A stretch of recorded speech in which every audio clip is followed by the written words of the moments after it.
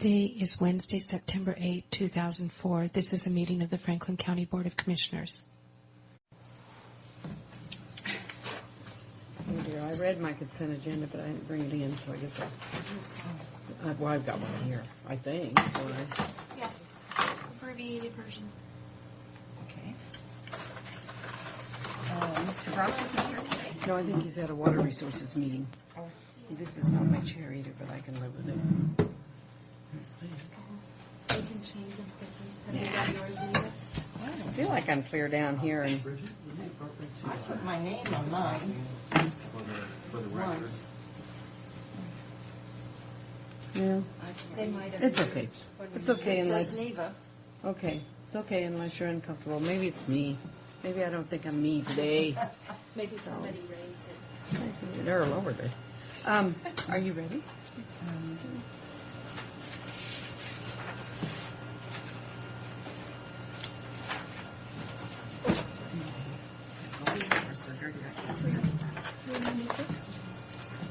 Okay. I would entertain a motion. I move the approval of the consent agenda. I'll second. All in favor? Aye.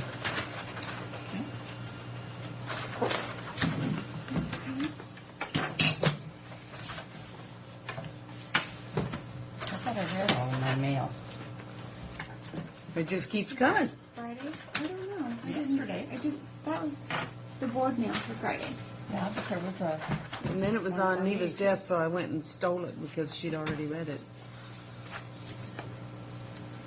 Oh, this is a letter to the Department of Ecology regarding the proposed draft. Yes. And we haven't ever, that wasn't in our consent agenda, huh? No. I thought it was okay. I move approval of the letter to the Department of Ecology regarding the Columbia River Initiative.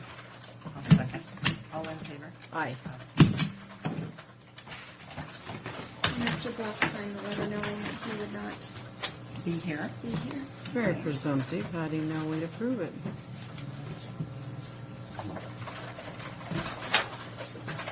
It wasn't on the right number, Mary. Oh, it wasn't stopped. That's what happened.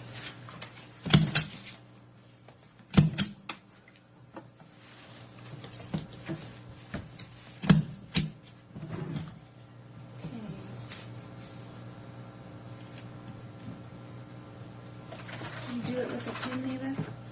Pardon? Just move it with a pen.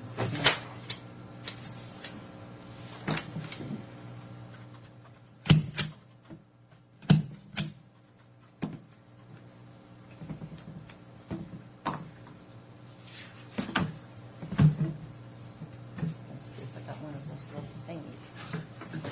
I think I do. I didn't bring my purse in, so I don't know if I do or not. I got my purse. My goodness.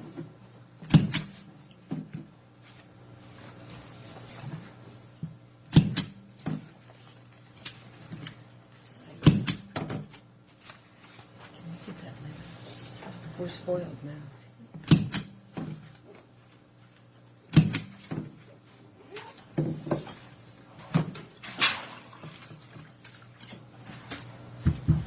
Boy, Fred and I went by the courthouse. It's a torn up mess. In the inside? Is all that wood gone from the front yard? I think there's one piece left. They thought it was a tree stump. Just a Big piece of wood.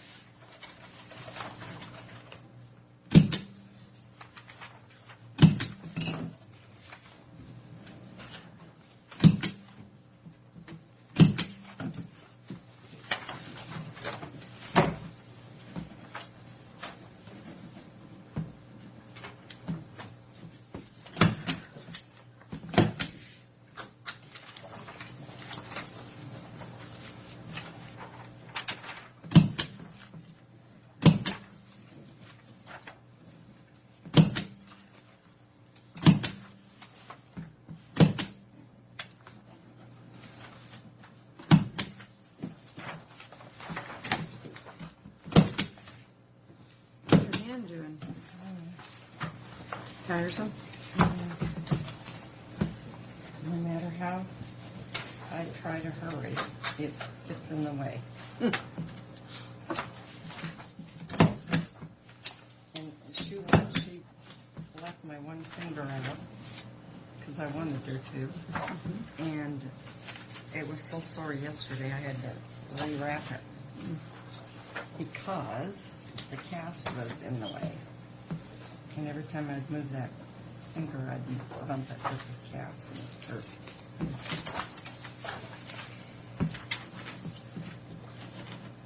I guess it was supposed to be inside. Yep, you must have wrapped it that way for a reason. I don't know.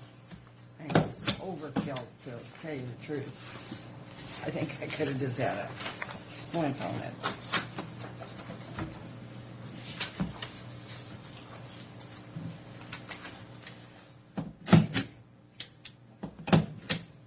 Thank you, Mary.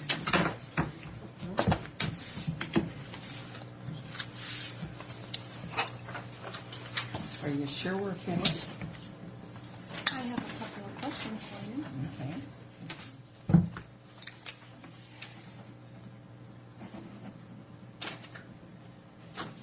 We are having the third annual Wasatch Waco Conference at the Red Lion Hotel in Spokane on October 4th through 8th. And we need to get you registered if you're interested. When is the deadline? Deadline is September 17th, and Neva, it says that. I think Well, that you either- tell me on the agenda when the Ledge Steering Committee meets.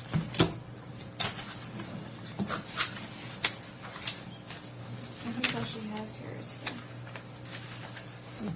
Is the itinerary in there? the. Because it'll be in that, because I read it in that, but I can't remember what day it was. She has the registrations, and that's it. Oh. I'll look for the agenda. Yeah, because I thought I'd go up at least for that. The reason being, I'll be up there and then no more and get home, and I have to leave on Saturday for The a next. transit conference, so Okay. they're just too close together. I think it'll be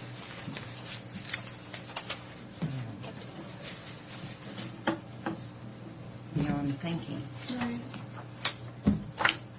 And Mr. John Gilchrist is here this morning. He has an event that is coming up and needs board approval, so I'll let him talk to you about that. Okay. I do.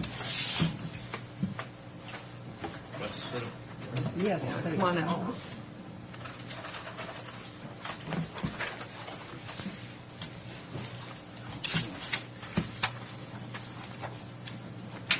So,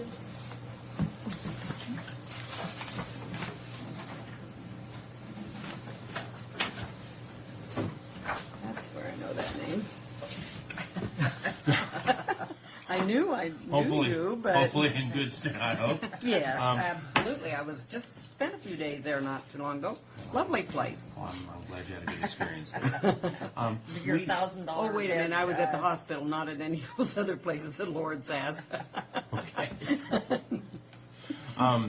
We're seeking to host a special benefit to raise money for our Lord's Women's Fund to provide preventative services for women without any resources. As there will be liquor provided at the event, we will not be selling any liquor. It's all part of the package price. This is a very similar event to one that we previously held in May of this past year. When I approached the Liquor Control Board at that time, we went over the specifics of the event, and they assured me that a banquet permit was not appropriate, that a special occasion license was. So I made application for the special occasion license.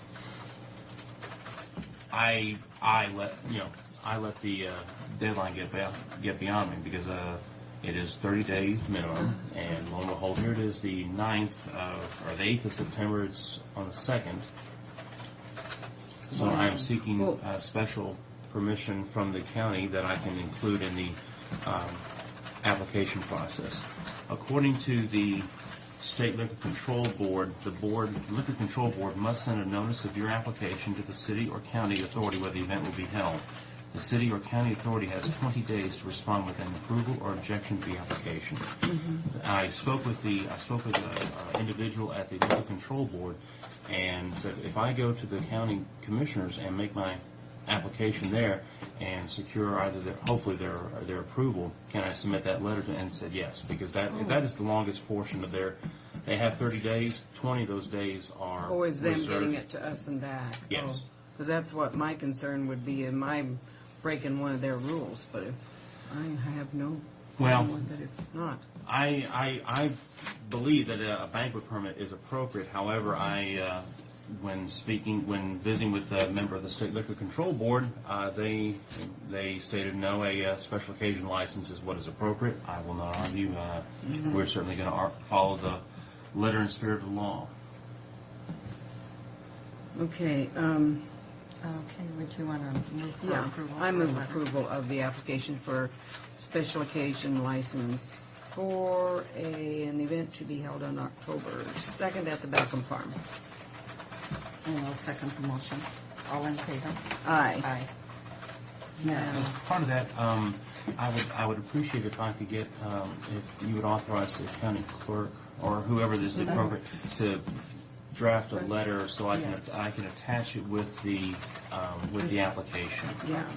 And those two pieces of paper are for your records, Oh, okay. so you Yeah. can see exactly what Should I'm be. doing. Should be doing the resolution anyway, so. Or a letter. or Just a letter. Whichever. I think Okay. just a letter.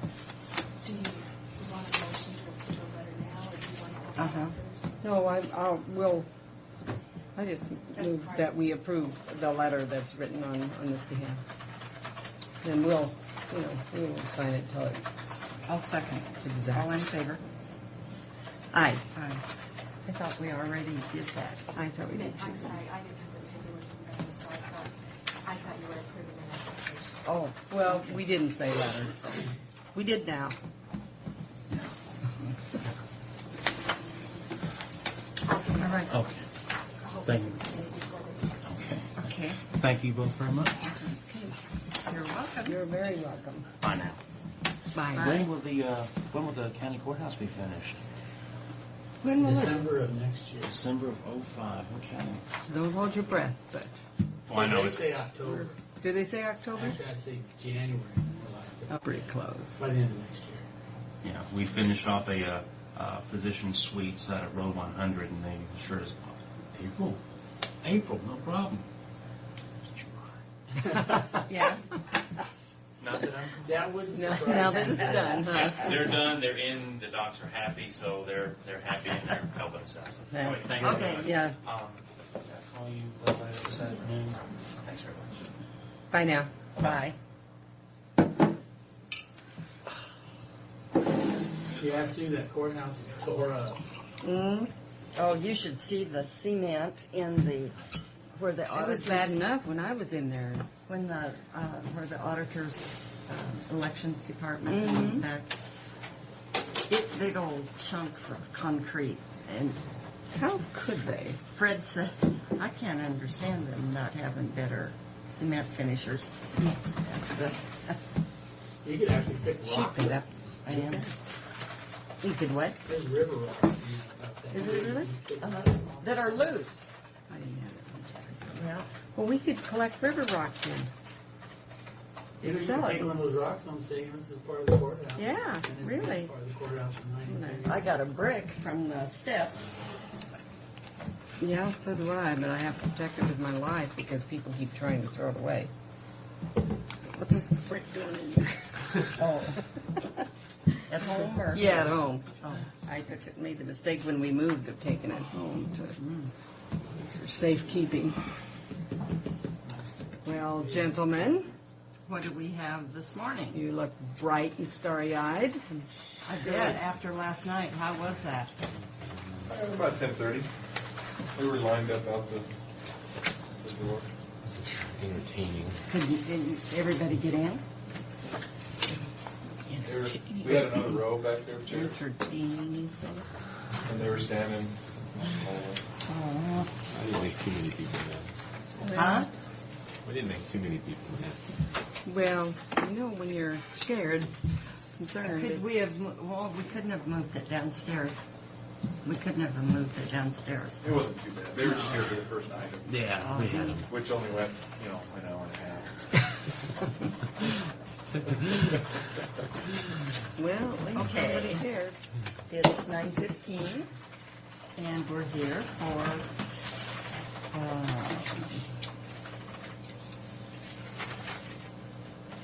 short plat. There we go. For Stephen Tomlinson, to short plat 136.23 acres into 2 lots. And Commissioner Corcoran and Miller are present, along with Mary Withers, clerk of the board, planners Greg Wendt, Jared McPherson, and our administrator Fred Bowen, and there are individuals in the audience. So with that, I'll turn it over to you, Greg. Okay. It's a short plat 2004-13. The applicants propose a short plat 136 acres into 2 lots. Lot 1's about 133.73 acres. Lot 2 is 2.50 acres. The property is owned ag production. It's located at the northwest intersection of Glade North Road and Alder Road, lying easterly of Orchard Road. As submitted, cutting the 2.5 acres off is in compliance with our county subdivision ordinance. We have stated our findings of fact and are recommending approval with the 8 conditions. Here's a copy of the plat that was submitted by the applicant. The property is located right here. This is the perimeter of the entire property. This is Alder Road, Glade Road, and then this is Orchard Road, where there are a series of 5-acre tracts. The applicants have a home here, and they're looking to separate 2.5 acres off around their home and outbuildings there. The blue identifies a private drive that will come off of Glade North to access the home. It'll be an access easement. We have some conditions. Obviously, the application must comply with the health district standards. The assessor's office would like to see both net and gross acreage identified for the plat. Our fire marshal, for any new structures, is requesting the increased setback of 20 feet due to the lack of fire suppression out in the area. That's for any new structures. Public Works would like all right-of-ways to be labeled as dedicated, plus they'd like their standard language added for maintenance of private roads and those sorts of things, and need for approach permits when entering onto county roads. Skibbit is looking for an additional 10-foot easement for irrigation purposes to serve lot number 2. Must comply, obviously, with the USVR. We have a 1-year preliminary approval through our subdivision ordinance, and we have our applicable park fees of $50 for proposed lot number 1 if there's ever a conflict there. Now, what's the blue line through those lots? Is that to tell us that Here? No, through the lots. This is just identifying Orchard Road. Oh, Orchard Road, Alder, and then okay. Glade. And this orange line here is a 60-foot pipeline easement that is in existence now. And with that, staff would recommend approval with the findings and conditions. Okay, I'll open up to the audience and ask if anyone is opposed to this proposal. Is there anyone in the audience that would be opposed to this proposal? And for the third and last time, is anybody opposed to this proposal for short plat? Hearing none, I'll ask if anyone's in favor. Would you state your name and Yes, I'm Stephen Tomlinson, and I am in favor of short platting this. okay, thank you. And I'll dispense with any other public comment. And is there anything from the... That's discriminatory. You didn't ask the lady. No, I Give didn't the think lady she a wanted chance to to. speak. I'm teasing. I don't. Okay. You answered my question about the blue line. So, now the existing buildings won't be affected by the 20-foot setbacks. Just any new structure. Are you ready for motion? I would, yeah. I move that we grant preliminary approval of short plat 2004-13, subject to the 7 findings of fact and the 8 conditions of approval. And I'll second the motion. And all in favor? Aye. Aye.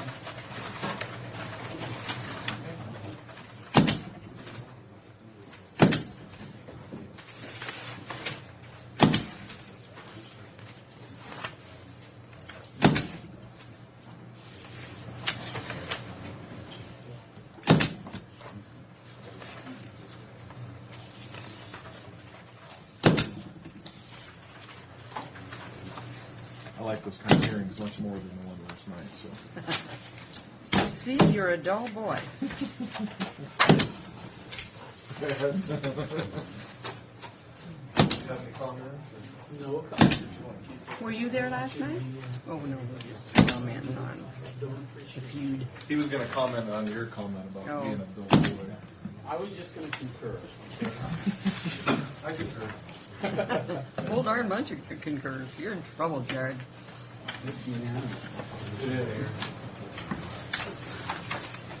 So that you know, Jim Potts has come in and asked for 11 because Public Works doesn't have anything today. Okay.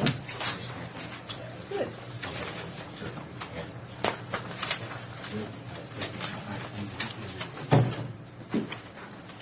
Okay. Okay, thanks. You're welcome. Bye.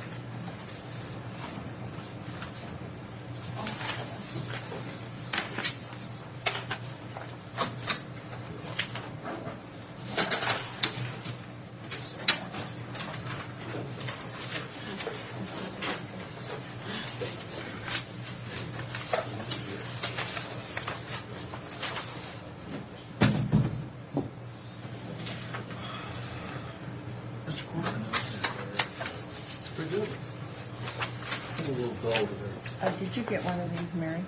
Yes.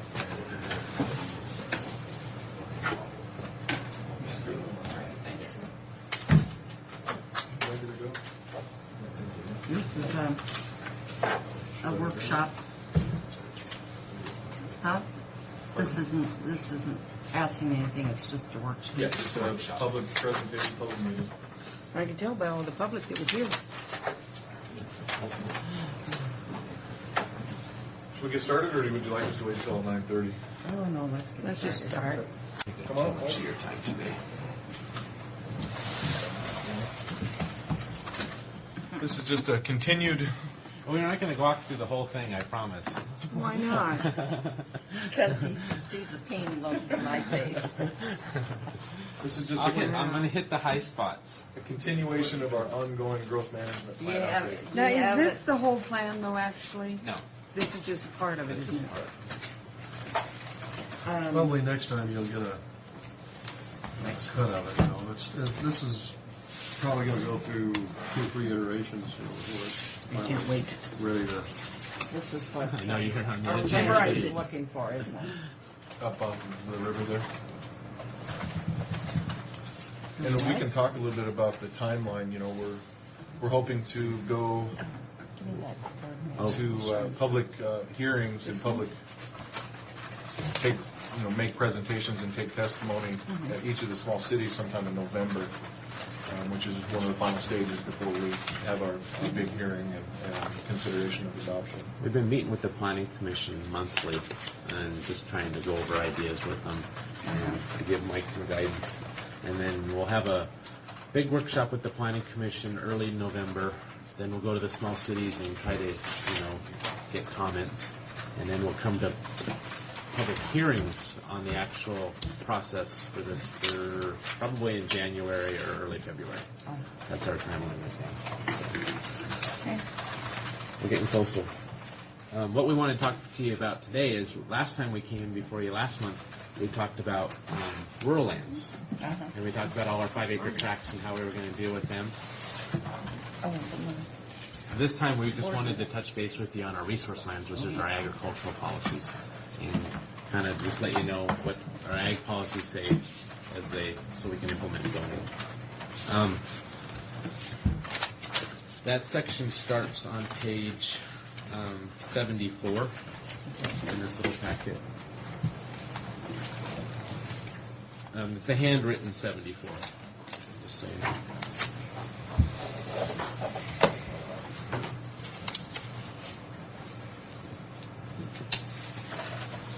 Okay. Some of the things that we just want to bring your attention to some of the things that could be changing.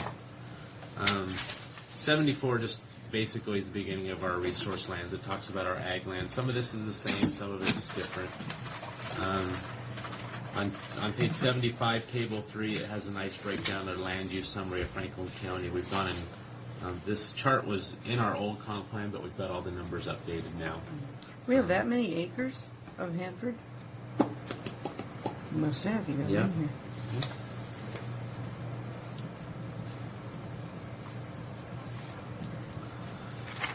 And right after you break through the irrigated and non-irrigated numbers and rangeland, then it breaks right into our goals and policies for our agricultural ground. Goal number one, and goal number one is actually changed. It says ensure the conservation of ag lands. We thought it was important. We put the protect the right to farm and ensure the conservation of agricultural lands. So we Oh, have that's to- what you're changing it to, and Yes. it's not in here. It's not in this draft, but that has been changed. And that came out of the planning commission. That was a comment from the planning commission. Okay. And I'm just going to kind of hit the highlights here. Policy 6. And we talked about this a little bit before about the use of agricultural land division techniques, kind of like our short plat we just did, where you took 2.5 acres off the farm. This talks about doing the 1 acre. And then we're actually processing a text amendment now that would be consistent with this, and we're going to run with that next month. So, utilizing a density standard of 1 to 20 or 1 to 40. When it says the 20 or 40, we're talking about the minimum lot size. We're looking at doing 2 different agricultural zones, is what we've been discussing with the Planning Commission. All based on that map right there. And this is a map that was given to us by the Franklin Conservation District, which breaks down the prime irrigated and dryland fields within Franklin County. You can pretty much see all of the circles, and they break them down by soil type also, which would be prime ground for agriculture. And when you're talking about 20s and 40s, essentially we'd have the irrigated areas, in the best case, trying to make those 20 Green acre. and the purple. Yeah. Green and purpley pink.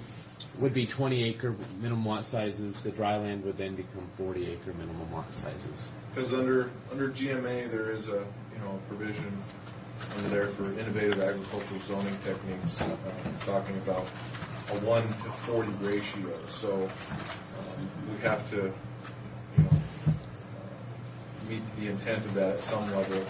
We felt that the dryland would be a place to do that. In our irrigated, with specialty crops and the way things are going in agriculture, we can take in local circumstance and I think justify the 1 to 20 in the irrigated and the 1 to 40 in the dryland to try and meet the intent of the state goal there. Okay.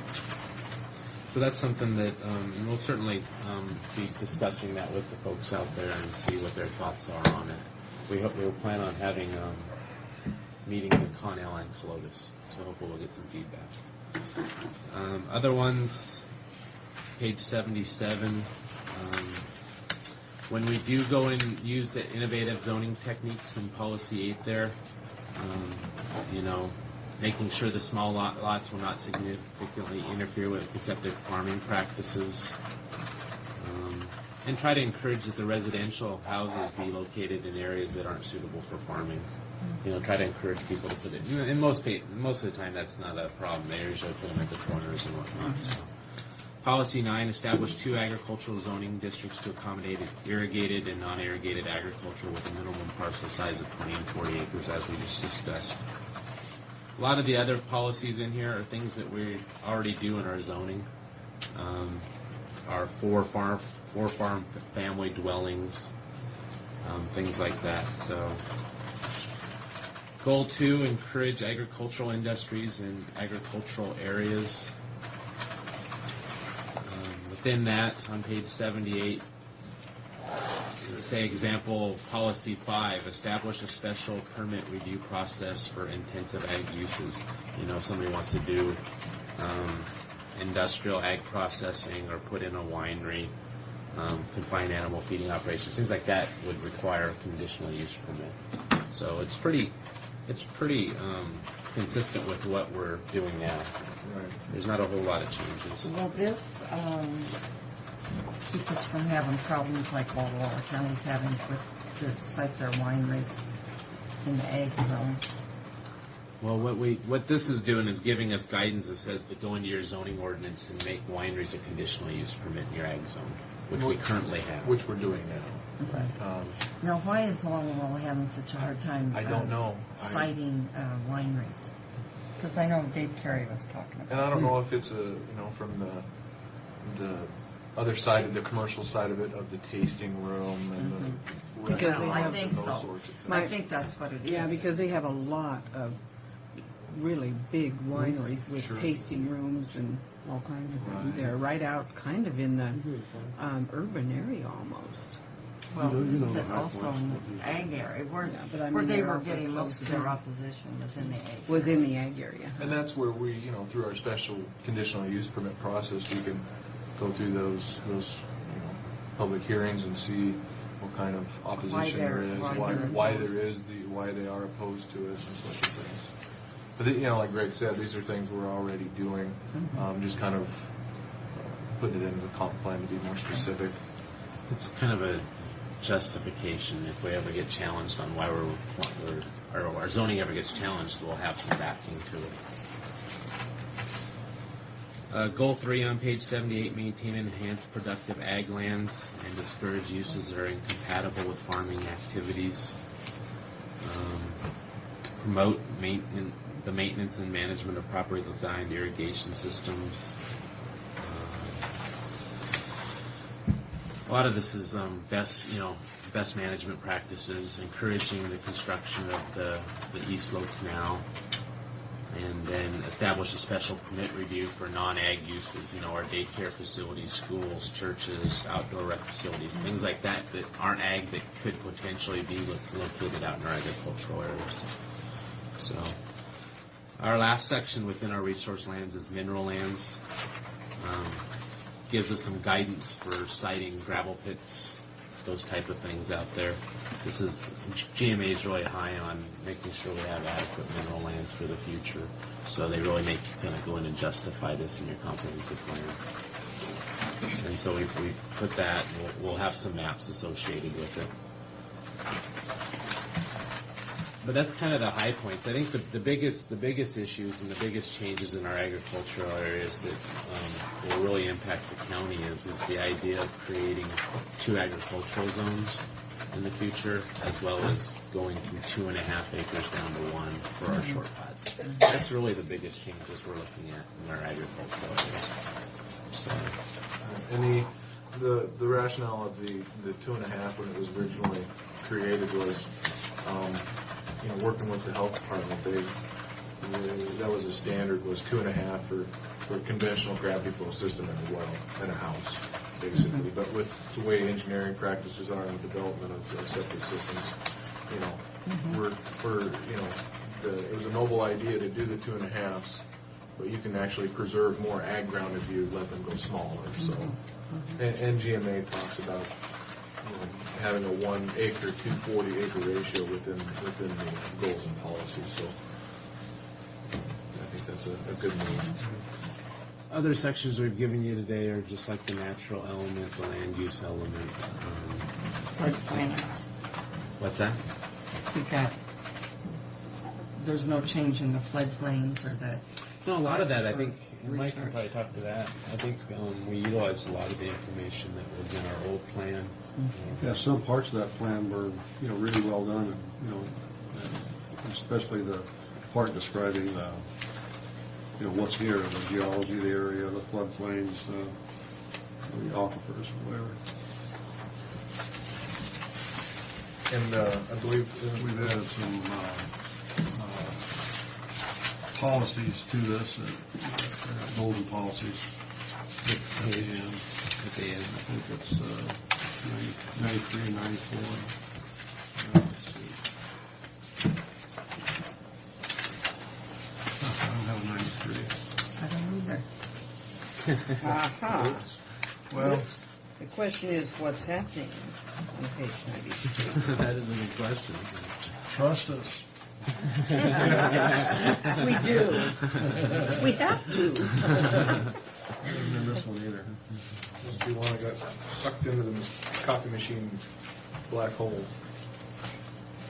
Now we'll never know. But this also contains the rural lands element that we presented last time with our rural lands map, so that's just a reiteration of that. And Mike's currently working on capital facilities and economic development, transportation, And we've been meeting, we met with Brad and talked about our current cap facilities, and met with Tim out of Public Works about parks and transportation, and been in contact with we've met Captain Long, talking about the jail facility, just stuff like that. Mike and I met with the port one day, or Pasco one day, and so we're getting good input from the different agencies around. And PUD. And you met with the PUD as well. Good. So hopefully when this all comes together, we'll have a good plan that will be supported by everybody. I can't get that back. So you do slap Frank up You one just side say, of the head? Yeah. "Show me, you see whose side it is." No, I fell over my big feet at the fair and fell. Not a good place to fall. Hard ground there. So we just wanted to take a couple minutes and just kind of update you on where we're at with things, and Do because you we're think- still working on it. Do you think we'll have any controversy of changing our comp plan like this, or? Probably the biggest chance of controversy would be from Thousand Friends of Washington or something like that. And you know what? We haven't had that, They're contacting us. are they? That's good. They've asked for notification of meetings. I've noticed them the last 3 months that we're going to be talking about the planning commission meeting, or talking about this at the planning commission meeting, have heard no response, but they have been in contact with us. And this is good what we're doing. The things we're doing now, we're not just putting in the commissioner's agenda, we're putting a separate ad in the paper, open to the public, please come, because we have to have a very Well, you have to have Define proof. public- And that may be the assurance that they need. Right. So somebody can't come in and say, you just held one meeting and approved it. Because an actual element or provision under GMA talks about public participation. So Who's the head of that? Who's the head of? Growth management? No, it's Thousand Thousand Friends? Friends of Washington. Tim, Tim somebody. Yeah, yeah. Tromovich or something like that? Tromovich or something? I'm not familiar with them except by name, but I was familiar with the Thousand Friends of Oregon, I think. The representative for Franklin County for Thousand Friends is Chris Lafayette. That's her name. So, never met her, but she's on our notification list. So. I think she come to some of our park plan. And we've been listening. We've been looking at the Eastern Washington Growth Management Hearing Board's findings and the things that they've come up with, so that we can We're learning. address them, so that we won't have some of the same problems. Hopefully. I guess we're learning from others' mistakes. Well, nobody can figure out how we get these through. And I said, well, we don't have timber. We don't have a lot of wetlands. And we don't have tribes. inlets. We don't have tribes. Well, and that's the frustrating part. I was talking to Sue this morning. You have these meetings to develop a comprehensive strategy or your overall zoning regulations, and nobody shows up. Yeah, that's just what I was calling it. You will. A reactive response to an individual application, and they don't understand why you're allowing something that's under your comp plan and zoning ordinance for a site-specific thing. So they don't And get where'd you get involved the in the comp plan overall anyway? thing, but they're reactive to an individual thing. So that's the frustrating part. It's too bad. Too bad we can't make them come into every meeting, by God.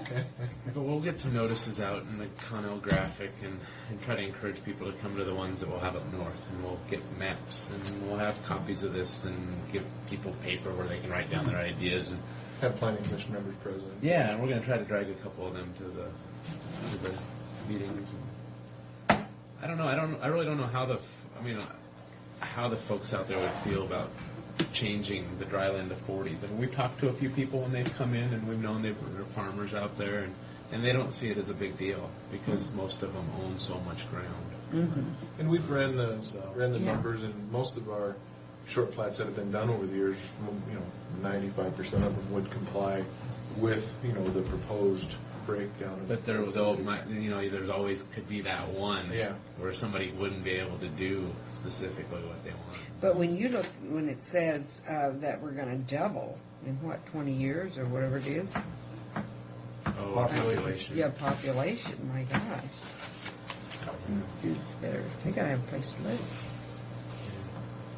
Might have to build up. Have you heard any more about the Six Flags? I've never heard anything official. It's just been hearsay. Yeah. What about I got a phone call from the Tri-City Herald that heard hearsay. And on no- what? On Six Flags coming here. Oh, I heard a long time ago that they were going to come to the northwest, but I thought it was more up towards Okanagan. It's right here, huh? Well, this is a And- mecca. and- I can and understand why. I was told they were looking at property north of King City on 395. That's the rumor I heard also. But Wouldn't that be the city of something? Pasco's heard the same rumor. We never get to Spokane then. Nobody's ever made an official request or But you know, presentation or anything. What would that do to our community? Depends on who you ask. At that location that's rumored, big impact.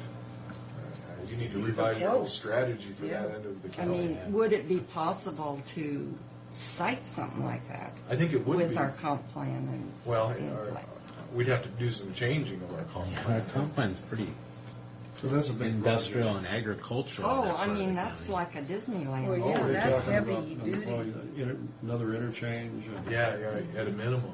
Well, And they they would have- probably would have to Well, do the it. services. Yeah. Oh, yeah. Yeah, And they it- would do most of that. Maybe Yeah. we'd get that, maybe then somebody would buy that Fluor building over there.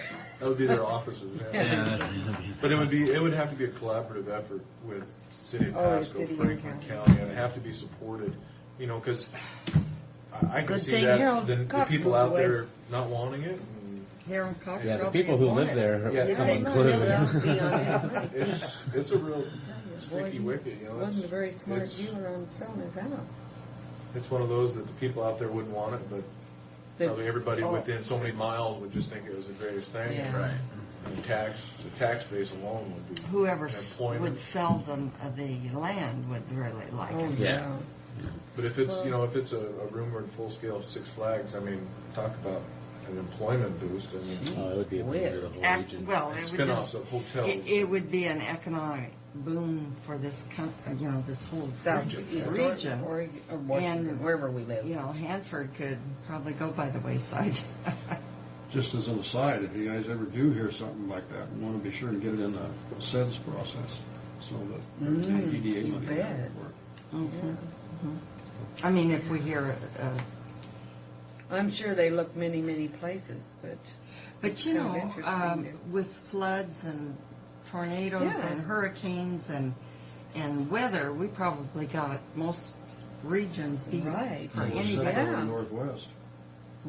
We're close proximity to getting here. I mean, from Yeah, well, we got Good roads. good roads. oh, and- somebody probably said they'd get tainted by all the fumes coming from Hanford, and it's going to blow any day, and it wouldn't be yeah. safe. You know. Well, anyway, I just wondered if you'd heard any more. Or, I do. I'll I definitely never let did you hear know. anything about it except Okanagan. You know, okay, I'm going to give this back to you. I'm curious to see if that were to come to light, what the support and reaction would be from most people.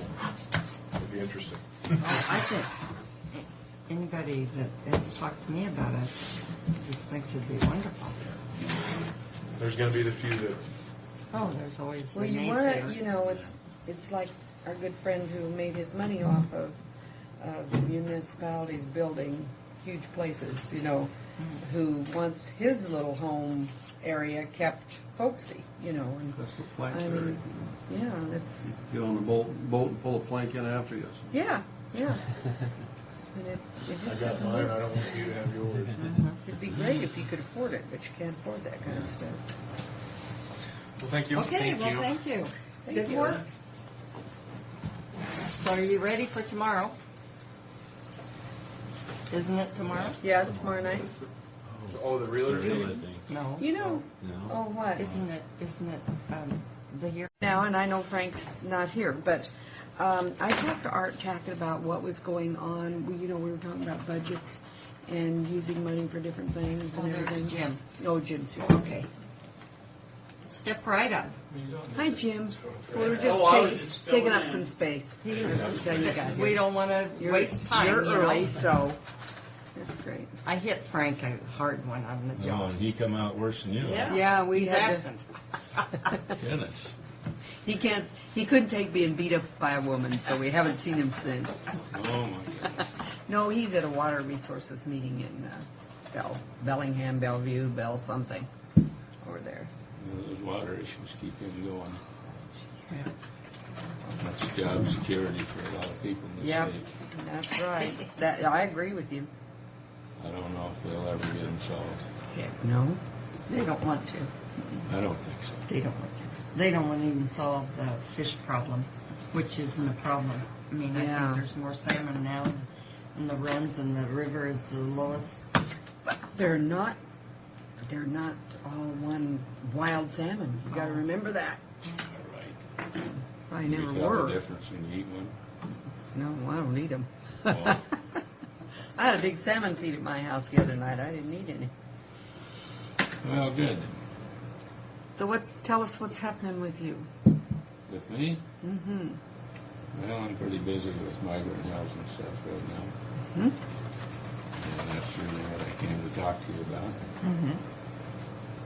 We have decided to go in roughly 9 areas of the state to convene the groups to talk about housing needs.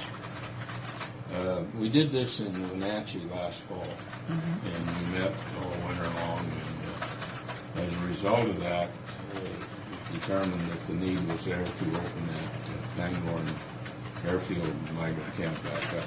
With another 210 people last year, and then expand it to 300 next year, and to have it open for 5 years, rather than do it on a year basis. Yeah.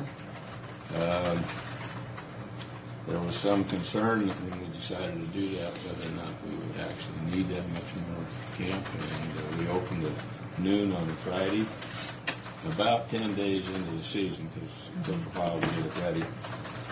And by 2 o'clock, or by 3 o'clock on Friday afternoon, we were full and turned people away. So the need was there.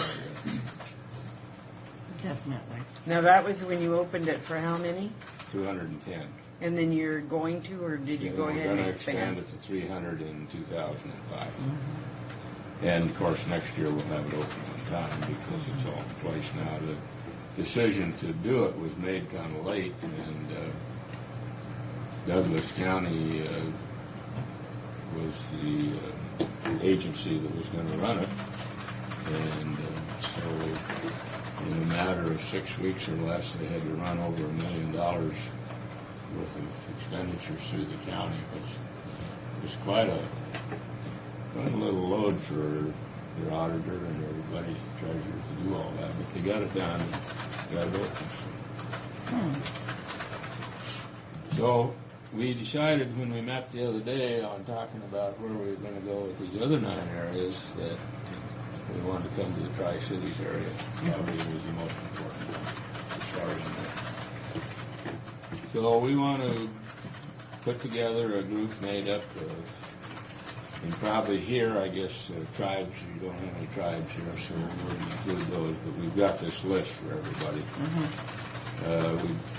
We get somebody from the Farm Workers Clinic, somebody from WorkSource, get your housing authorities involved, Columbia Legal Services, of course the county commissioners, one of each one of you to attend those meetings.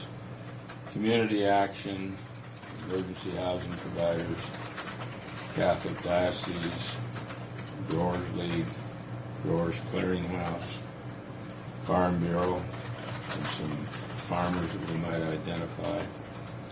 We have a representative here from CTED, from Olympia, from the Department of Health, and hopefully you might even get a legislator or two involved in it. So that's kind of what we're working on, so I come here today to kind of make you aware of what we're trying to do and hopefully get an indication that you're interested in participating and taking a look.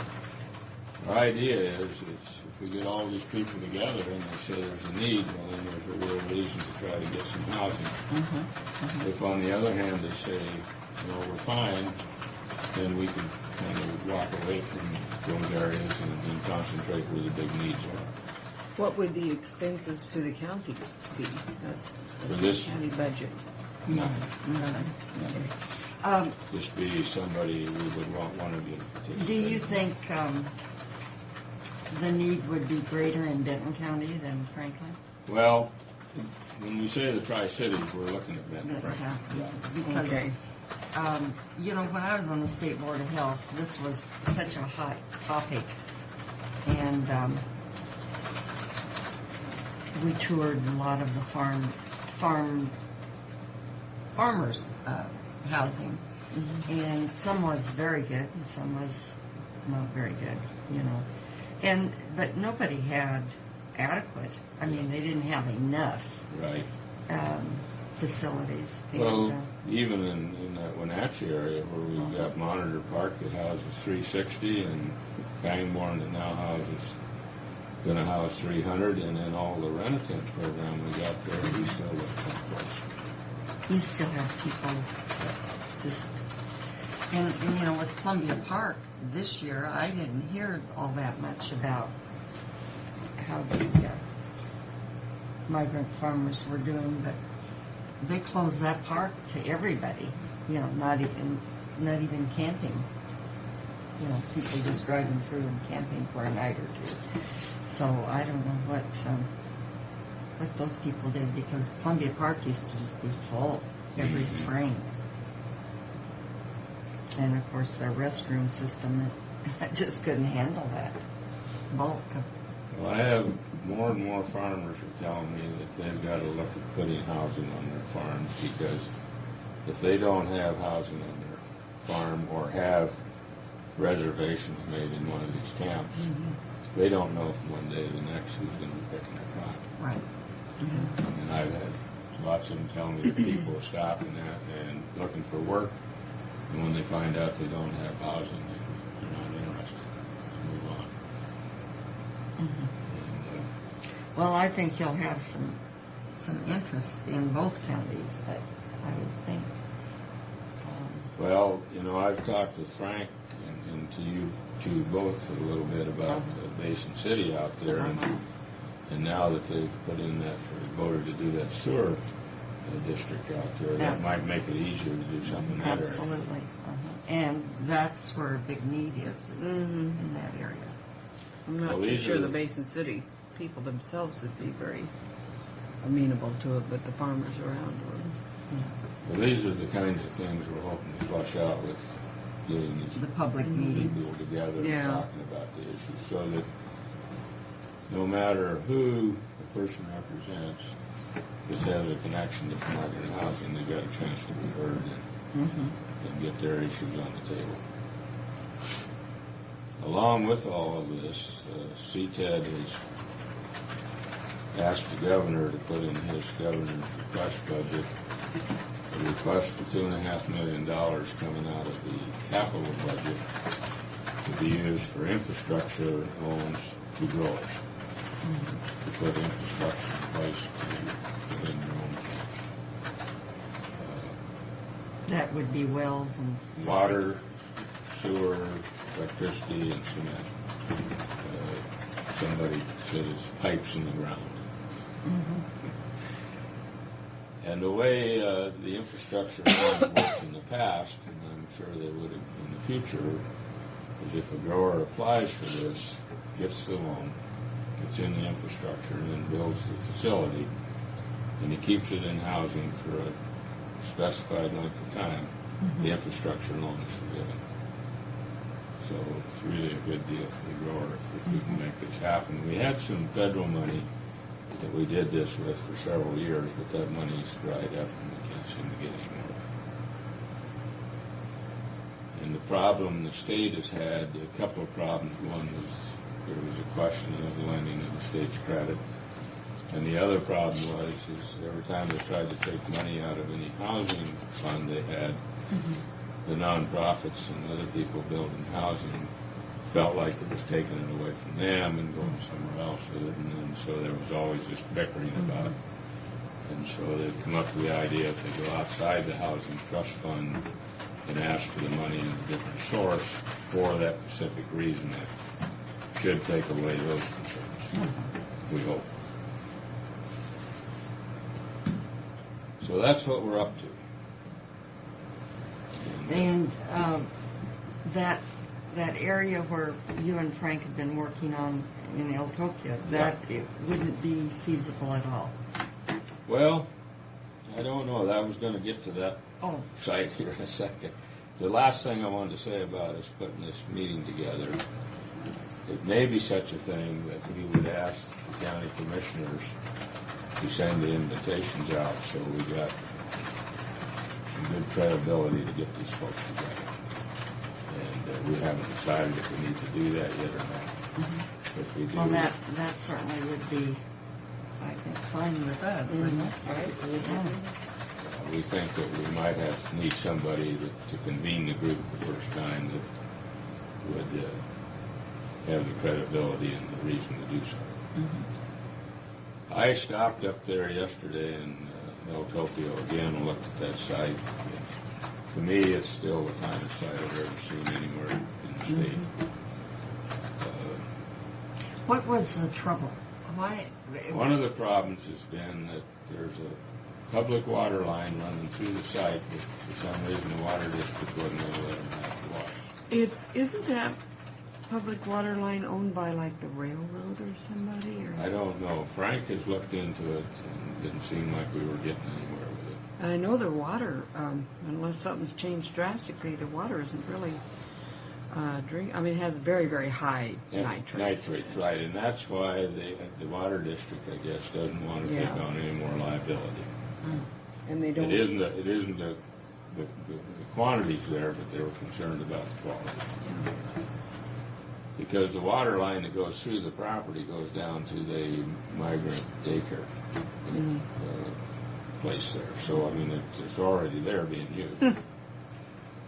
In talking with John Montez, who owns the place, he tells me that it's now paid off. He owns it free and clear, which is a big help.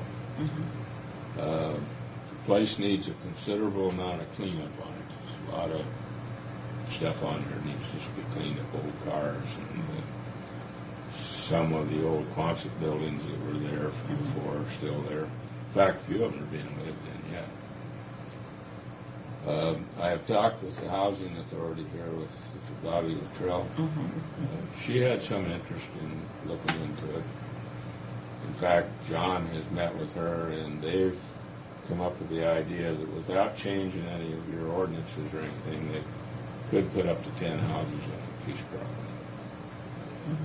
And I think that would require drilling away. Yeah, well, I mean, if there's some money to help, well, that's individual farmers, though, isn't it? What you're talking about, they're trying to get from the capital budget, that $2 million, it would just be for. So this, well, but see, I wonder if would our money that we're getting from the recording fees qualify? Well, I would have thought it would, but I know we had talked about that. We've got to get on that. I talked to Art Tackett about that housing, there. And he said that's all, nothing has happened because, the gentleman was going to sell this complex. And what I didn't understand, that was Bobby Luttrell, the housing authority, had thought of buying it, ours here. And they have either changed their mind, couldn't strike a deal, whatever happened, that's just been dropped, he said. So. Well, I don't think she would have jurisdiction. Well, that's what I thought, because they have their own. Because they have their own. Yeah, it's not functioning, but it's not still there. functioning, but they still have it. And I think they have to dissolve it. I think they have to Yeah. dissolve it before she has jurisdiction. But they didn't have the money to run it, which was why I was saying, why don't we look into using some of this money for it? But I have no idea what. But I thought time was of the essence. And Well, they were concerned that the guy was going to sell the thing and sell it to somebody that was going to do it for profit. But well, anyway, it's a housing apartment complex yeah, it's kind of up for. in Parnell. I think they have a contract for people who are disabled or extremely elderly or something.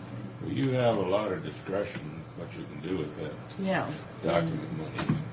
So maybe. And I do know that a number of the rural counties where it takes a while to build it up have done.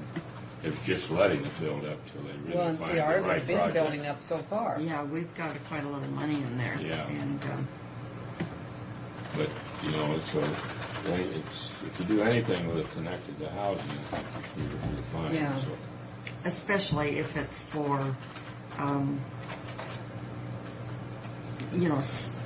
people that are poor and need the subsidy. right. Now, on this project at El Topio, if the housing authority was to take it over, there's other pots of money at the state already available that they could apply for to do that with. Yeah, and probably drill a new well Yeah. and They- drill it deep enough so they wouldn't have the nitrate problem. If they had 10 houses on that piece of property up there, that would take care of 10 year-round workers up in that area. So it's just a shame that thing isn't made into something. Yeah, it is. But it would make a great public camp as well. But the state is not wanting really to do many more public camps. In fact, they'd like to phase them out. What they're saying is we're doing these few public camps in the interim till we can get the on-farm housing going. In fact, when they made the deal with Douglas County said, we will do this for 5 years, but at the end of 5 years, we want 300 beds on farm, and we want a status report every year as to how that's coming. We don't want to get into the 4th year of the camp, and all of a sudden the state said, well, we got to get some housing out on the farms, because they want to make sure it happens. Well, so are you still talking to Bobby? Well, I Or- tried to hook up with her today, but I haven't been able to. I don't know. Apparently, she's out of the office. But if I don't get to see her today, I will make a point to come down and talk to her. John Montez he's just wanting something to happen with that thing, and he's willing to work, I think, with anybody that can make it happen. I keep telling him that, what he would like to do is sell the property, of course. And I keep telling him, well, John, if you clean it up, you get a lot more for it. This isn't going to happen. Nobody's going to buy it with and those liabilities on there. No. But, he's got finance problems too. Okay, so when would these meetings begin? We're looking to do the first one here in the first part of October. Okay. And I don't know, just exactly where we're going to want to convene it. We'll have to figure out a spot.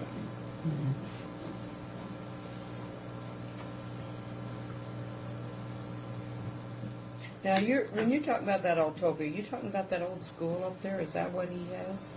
No, it's that old military piece of property. You know that where the was- church is? It's In right. El Right, Toby, yeah? yeah, it's right behind the water district office. Okay. It's where all where the big row of trees are. Yeah. Oh, And that's after what it the is. military got out of there, I think it was the Green Giant Company had a migrant camp there for I know quite a what you're while. talking about now.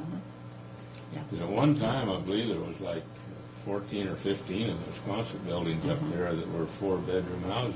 Yeah.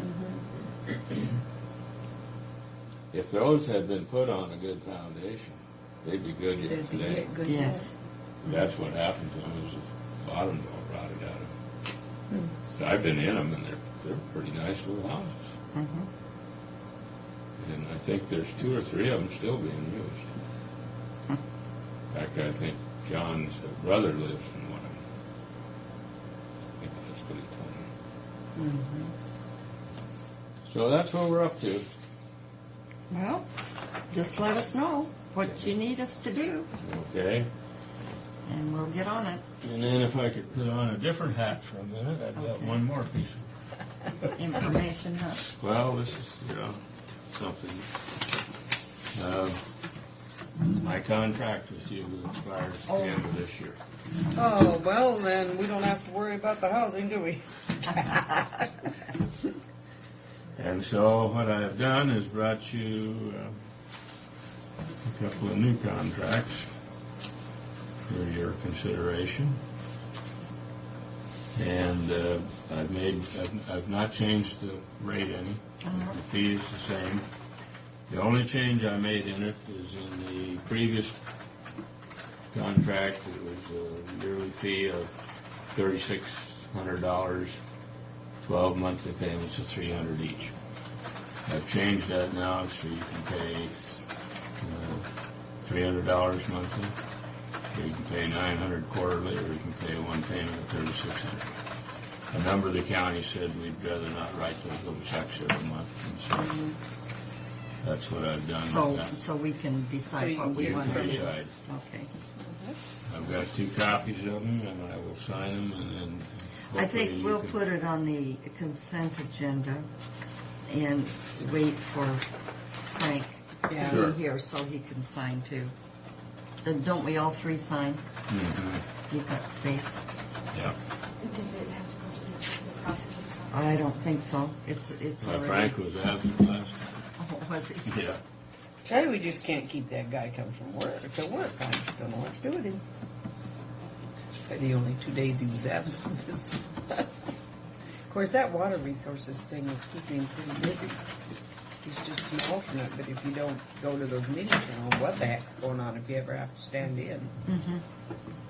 Well, we're gonna hopefully make a push in the legislature this session for the small counties that's been getting a little money each year, that we can get that on a permanent basis so that they know from one year to the next what they're They getting. got to do something like Yeah. that. Otherwise, they're going to have to do just exactly what, who is it? Summers wants to do, is consolidate. And that would be tragic. Well, that was a little misled. She wasn't talking about consolidating Oh, wasn't counties. She was talking about counties possibly consolidating some services. Oh, services. Well, I don't I'm here think- to tell you, that Yeah. doesn't always work. Enjoy. No. Because we're consolidated with Benton Yeah, County, yeah. and it doesn't always work. Right. Well, and I see some things that work well and other things that are a constant challenge between Chelan and Douglas. And And that's just exactly what we're putting up with, because we're a small county and we don't have the resources that Benton County has, and it makes us look like the bad guy when we don't approve. Well, and I guess I want to retract. We're treating our bi-county employees differently, because what we do for Franklin County employees, pure Franklin County employees, is one thing. Then Benton County has their They do the- employees, and then they've got the bi-county employees, and we try to be fair, but how can we give people across the river more of a benefit than we give our own pure Sure. county employees? And so then that makes them less than what their Benton County counterparts are, and it's catch-22. And I feel sorry for the employees, because they feel like they're. They work just as hard and they're worth just as much. And they But if we say we're going to give $700 for medical benefits, that's everything, and Benton County wants to give $850. How can we give $850 just because they're bi-county when we don't give our own employees that same benefit? And it's difficult. And I'm sure those are the same things that happens to Chelan Douglas. What have you heard about the Chelan correction facility? Sounds like there was kind of a brouhaha up there after they took over the county commissioners took over the jail. Well, there's been a lot of stuff going on there. I really Don't know enough about it to really speak to it. Yeah, well, all I know is, I talked to Ron Walters about how they come about doing that and why, and he said they just did it one day by resolution. But he said, you do that, you better have a captain in mind to run it. Right. And they also have a juvenile facility there in Chelan County, and but Douglas County isn't part of that, is no. And once they get the bonds paid off on that, then they would like to convert those cells into adult cells, and then contract with Martin Hall to house juveniles.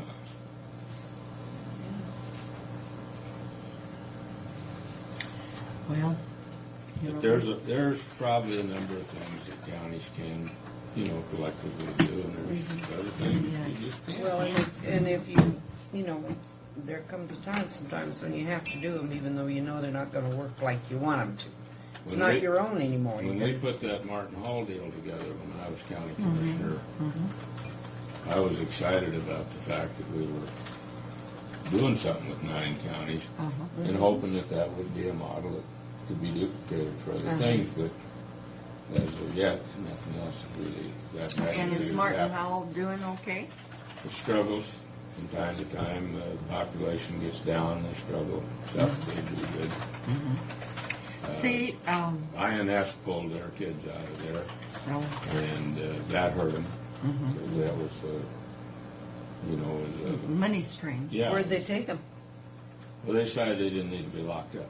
Oh, there you go. Yeah, they could do other things with them besides lock them up. So.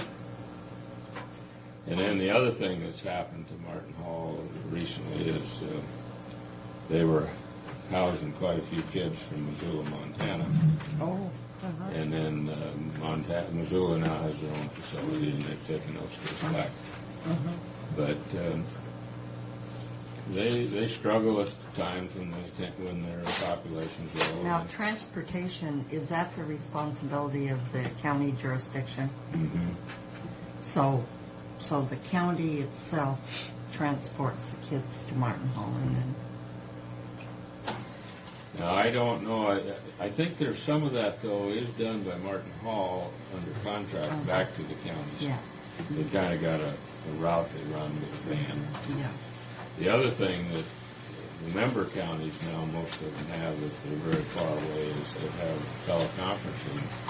So the next morning after the kid gets put in there, the arraignment with the judge can be done over teleconferencing. Yeah. Because that was a huge Yeah. problem to start with. Like for Douglas County, 160 miles away, they'd haul a kid over there and have to come get him next morning and take him back. Oh, yeah. That wasn't working. Yeah. They got that fixed up now. When we built the facility, we actually put a courtroom in there with the idea that if we could change the laws a little bit, then one judge could arraign them for all the Count all counties. jurisdictions. Yeah. But then, instead of doing that, they went to this teleconferencing thing. Do we do teleconferencing? I think Adams County does. Yeah, Adams County does because they're hooked up with They're hooked up with Martin. Yeah. Is that something that we're looking at when we open up the We're release? basically we're plumbing it to where we can do that. We don't have the funds for the equipment. So we're putting conduit in so we Boy, our courthouse is sure torn up. Whew. Well, I see they're I really am- going after it. I and Fred went through it yesterday, and I just can't believe it, what we saw. Well, you knew they were going to do that, didn't you? Yeah, I know, but Don't take her in there anymore, Fred. It upsets her. I don't know how I can keep her out.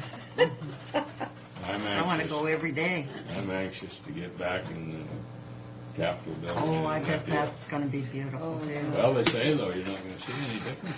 Just gonna Really? be, it's just gonna be All the structurally work's been sound. done behind the walls. But it's now Well, modern. it'll still be beautiful because it Oh, yeah. was. But it'll be a much more earthquake proof, and it will have all the modern technology in it. Can you imagine the devastation if that thing fell in? You Well, know, they said if that lasted another 30 seconds, it'd probably been down. had lost a life. Well, all the legislators were in it, and all the people who worked there, and there was probably 400 or 500 lobbyists in there at the time. That's one way to get rid of government. Yeah. Wow. I That'd had be left terrible. left town that morning about 8 o'clock, so I was over by Ellensburg when it hit. I had no idea, you know. In fact, I had a meeting with Deborah Moore in Freda, Well, and I hadn't had the radio on in the car, and I didn't know anything about it until I met her for lunch. Well, I had the radio on, and the radio guy was saying something happened in Bend and Franklin County. We don't know what it was, but there's sure a lot of what they say whispers going on, or a lot of conversation going on. What's happening over in Benton and Franklin counties? And I was looking around thinking, what is happening? I don't see smoke. I don't see anything. And it was a guy from over there that was saying it. So I guess just confusion. Well, it's supposed to be all done, I think, the end of November. It should really be something. Yeah. It's going to make working over there a lot easier again. Oh, That- yeah. Those temporary Oh, quarters were boy. tough. Standing out in that parking lot in the rain and the wind. But, you know, that was quickly put in there, and, Well, it worked. you know, it It worked did for the the job. time. It was a little inconvenient, but it sure worked. But I would make a prediction, probably don't need it on the record, but I'll make it anyway, is that big temporary building will To now put something in there. When they kept talking about this temporary building, and I kept watching the foundation they were putting in for it, I was thinking, I don't think this will go away. Well, another thought behind that might be just in case another quake hits. Well, here's the other deal: is as soon as they move all the legislators back out of it, then they're going to move a lot of people out of the building there where the senators are, where the DNR building used to be. They're going to move a lot of people out of there into that temporary building while they then refurbish that building. Oh, Yeah. And then as soon as that's done, they're going to move some other people while they do another building.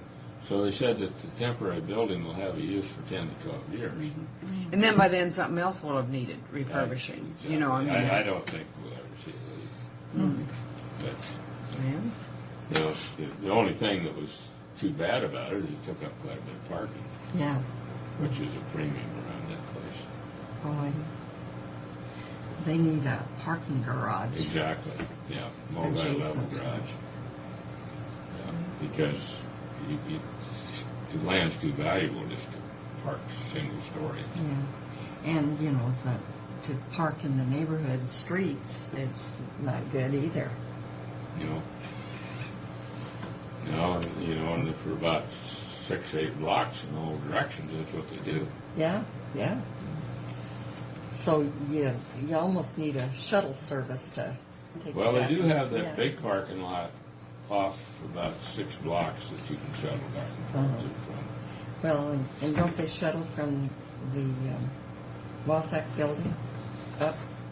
Well, Wasack will haul people back Yeah, and forth. but I and thought then there there's was a shuttle bus that There's you a could catch. city bus City. you can ride up. Yeah. It doesn't cost anything. I personally like the hike myself. Well, I don't mind the hike if If you've got the time to do it in. And yeah, a lot of times you're just so short of time, but also if it's raining, Yeah. then I don't like the hike. So, Well, I guess that's about all I had for you. well, it's good to see you. Yeah, it's always a pleasure to be here. So you've. We'll be back week after next with the courthouse visits. Oh, yeah. Yeah. We'll talk more about plans of the upcoming session. They hope to do something in the judicial area as well, to try to get some relief. Well, what is it, the JRA or the judicial, something or other. I went to that meeting, and the judges and the defense attorneys, representatives, and Deborah, no, not Deborah Moore, but Joanne Moore from Indigent Defense.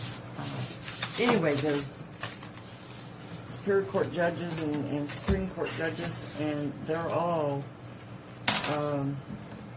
adamant to get state funding for courts, and especially indigent defense, because they think it needs to be standardized throughout the state, which I do. I think so too, because one county can afford good defense contracts and others can't.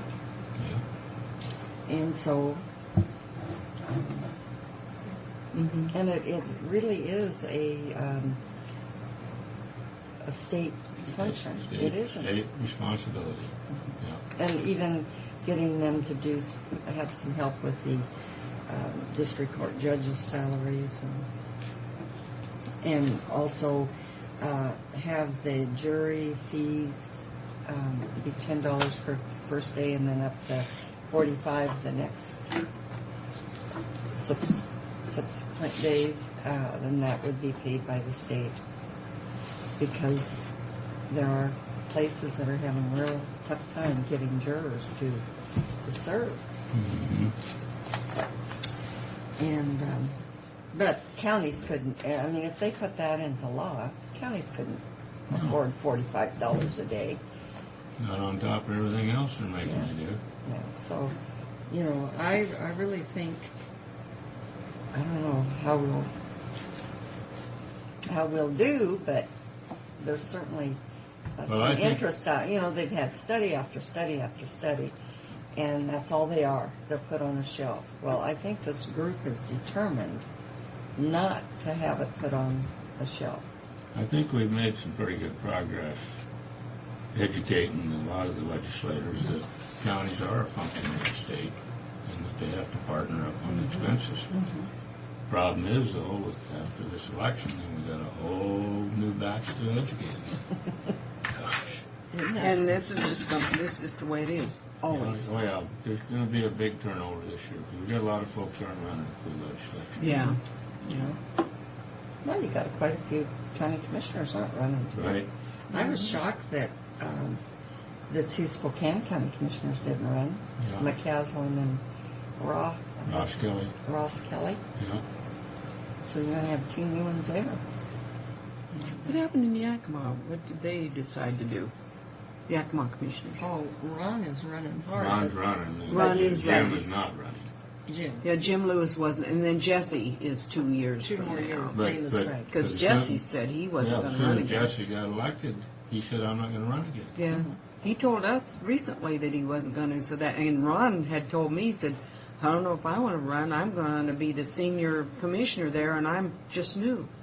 And I So, think but he from is what running. I'm hearing, that Ron has a fairly difficult race. Yes, Oh, really? he was over at that meeting with me for indigent defense, and he's quite worried. The Ponderay County's got two commissioners not running, Oh. and their prison has only been there 2 years. Well, and then you don't know what's going to happen with the vote because it's up in the Oh. air. I mean, you got people who can't vote for you, and you got people who won't vote at all. Well, in county commissioner races, it's always been that people counted on a lot of votes from the opposite party. But Actually, those shouldn't ever have been, put.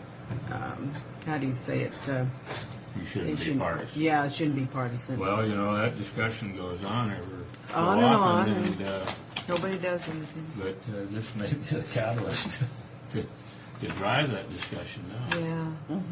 Depends on how it works out, but that could, because really, there's no reason to be partisan. Yeah. No, there really isn't, because it's, You can't sit here in the crowd in any commissioner's meeting room and just listen to the discussion and pick out the Democrats Well, and the no. Republicans. no. Nope. And so, Okay. all right.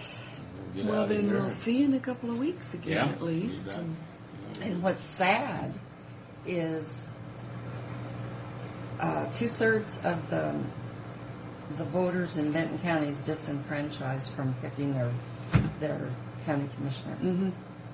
Because now Because just 1/3 of the county gets to vote on it's settled. Claude's race, and only 1/3 gets to vote Well, on that same way in Adams County, too, I think, at least in one race. because the primary, it's over. Yeah.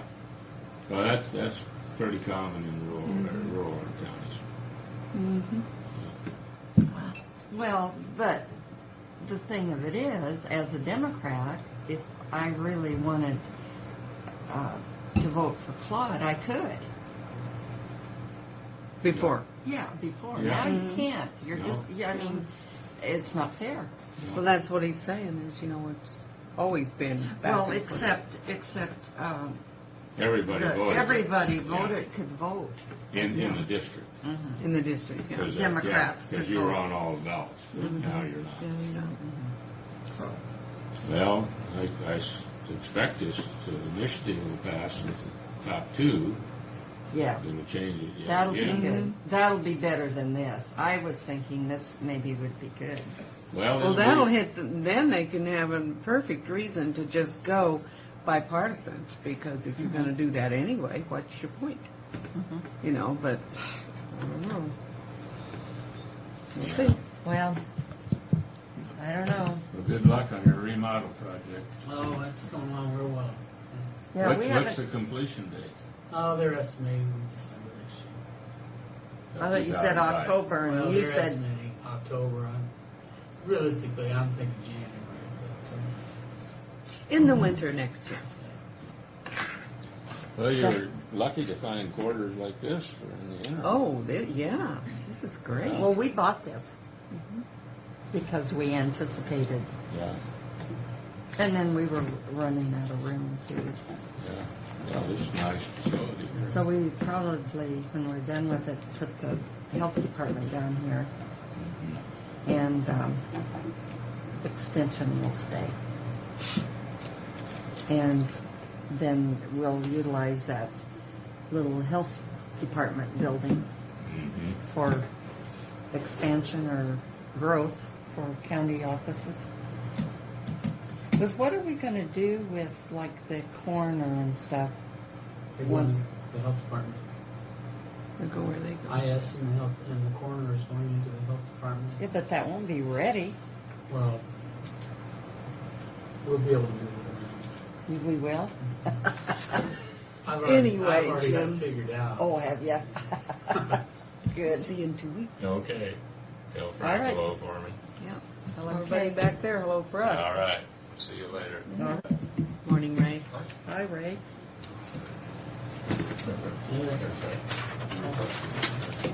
Just a draft form. Frank is absent. Thank you.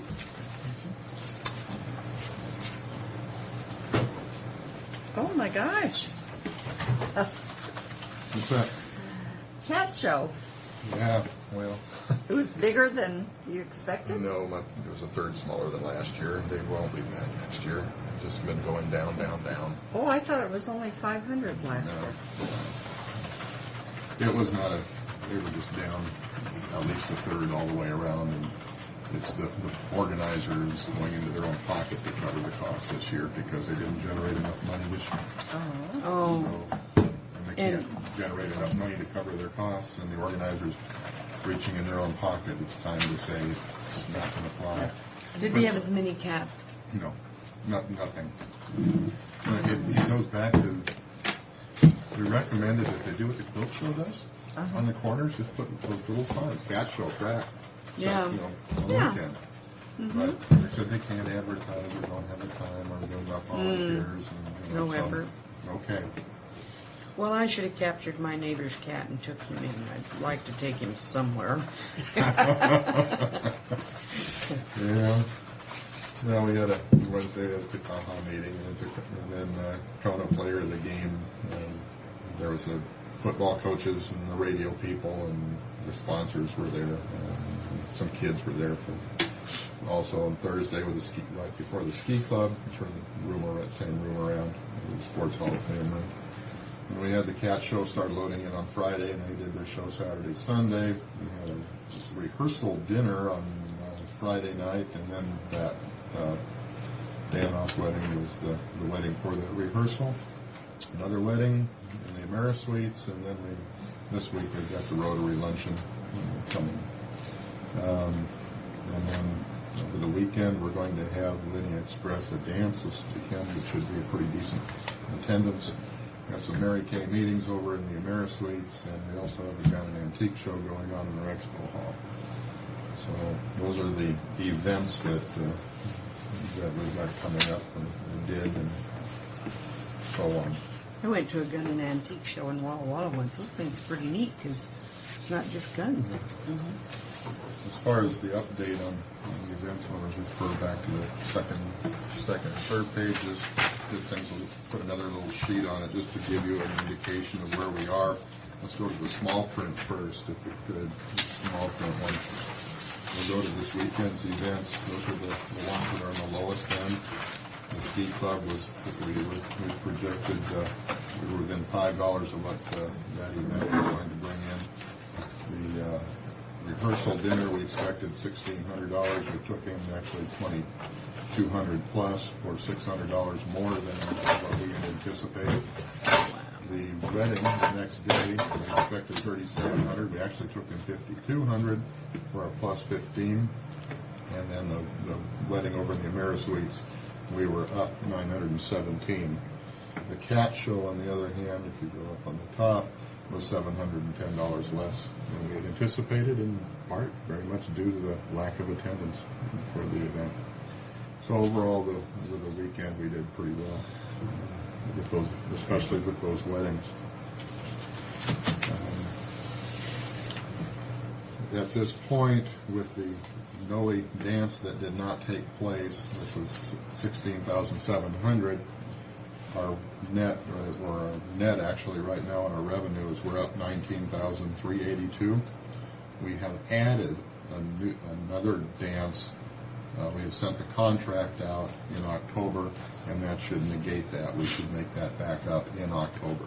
So That's not with Noe? No, it's not with Noe. It's with another one who did very well at their last dance in the arena. So what I'm saying is, in this situation, we're showing a loss of 16.7 because it didn't happen. Yeah. But we have picked up another dance that should match those revenues in October. But now he was going to come back and do that dance later, wasn't he? Or did He was talking about it, but I think the other entity outbid him for the entertainer in October. He was talking October also. So anyway, from that standpoint, and then the other projection just knocks it down into the months July, August, and September, and you can see the revenue streams we're projecting for the rest of the year. All of those numbers match up with the events that we already have booked, or contracts are out, and it's looking pretty good. So again, at this point, as we sit, we're $19,382 up on revenue side, and we are staying within our budgeted expenditures budget. Is the Lewis and Clark Trader, is that the gun and antique show? That's the gun antique show, yes it is. Okay. With that said, we had one of our receivables is the Automotive Association of America. And that was a convention that was held in, I believe, late June in the AmeriSuites and at Track. And we show a receivable of $79,3176. Their staff and our staff has been talking about the bill and collection. And I got on the phone yesterday with the head of that association, And essentially what the issue was is that they felt that there's $1,400 that they should not be paying on rent. When I look at the contract, I see very clearly that, no, they're mistaken based on what the contract says. But they feel that they shouldn't have to pay the additional revenue.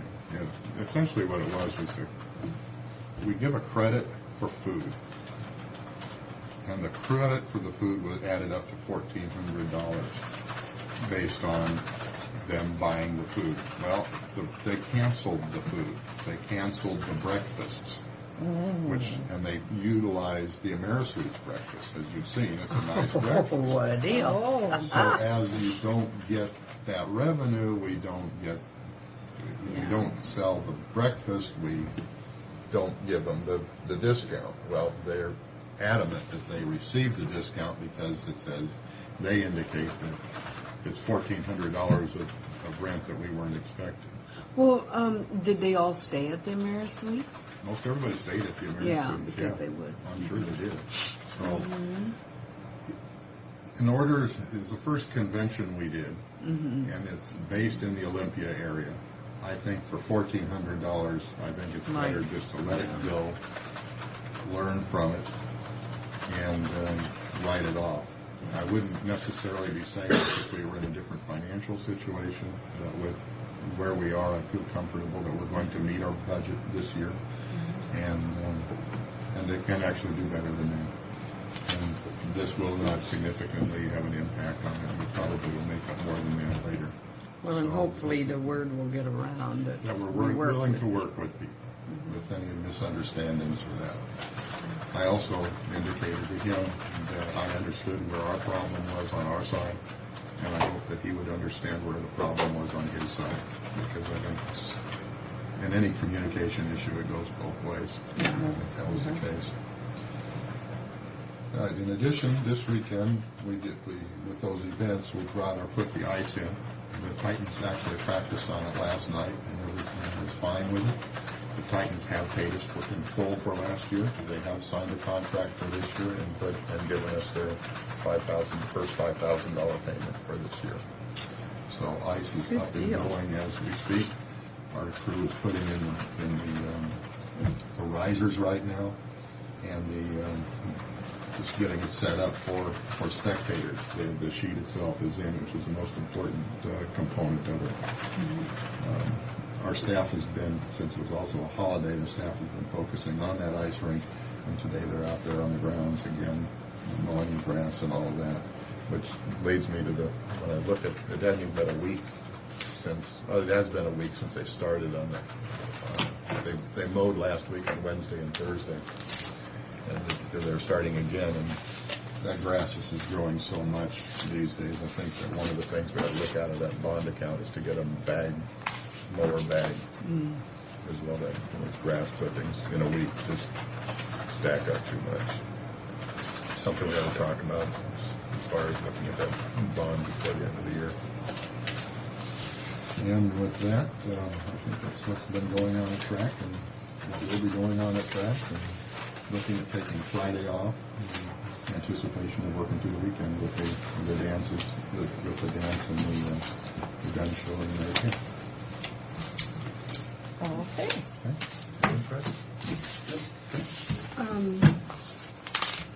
Has there any more been said about that September 14th meeting with the advisory board, or was that Fred's bailiwick? That wasn't advisory board. It wasn't advisory board? No, that's in October. It'll be the next advisory board. Okay. Yeah, we basically, the advisory board's not even part of it. They're not, okay. So is there a time and place and time ever been set for that? Yeah, it's 3 o'clock on the 14th, out of track. Okay. We haven't gotten too many responses back when we're here, but we've invited everybody to come in and sit down and discuss it to find out if they're, what their feelings are. I have some requests on my agenda that the IFI conferences to get some rooms and some reservations and stuff to go to that. But we can go with that. Okay. I just didn't know who was in charge. I should have known, but I didn't. Other than that one, I'm still waiting for Madison. This is something I put together for today, but Thanks, Frank. yeah. Thank you, Ray. Hi, good. How are you guys? Hi there. I've got some claims for you, I believe. Cell phone.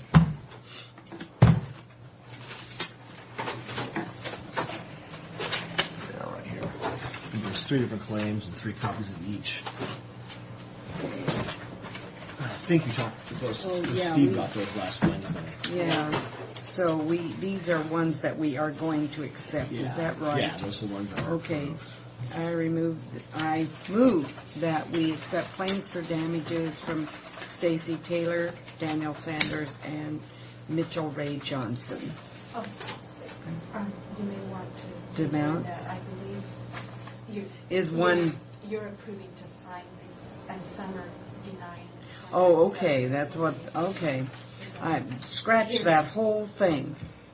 That's just a list of the motions that we make master of. But if you just do it as approving the resolution number, maybe. I don't know. I just. Well, Some would be. I I think move- all those are.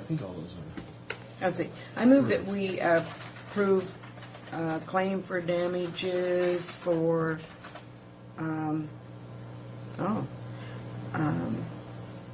I move that we deny the claim for damages by Stacy Taylor.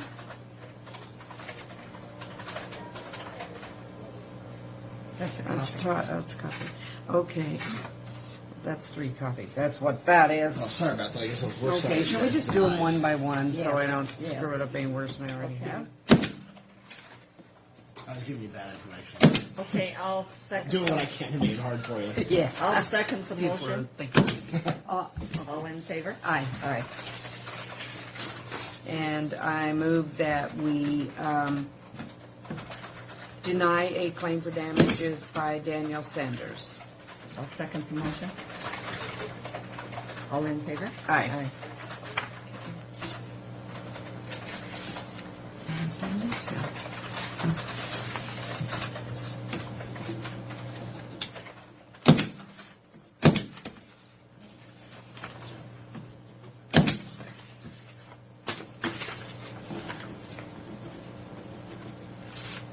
Okay, now I move that we approve a claim for damages by Mitchell Ray Johnson, and that claim is for $750.86. I'll second the motion. All in favor? Aye. Aye.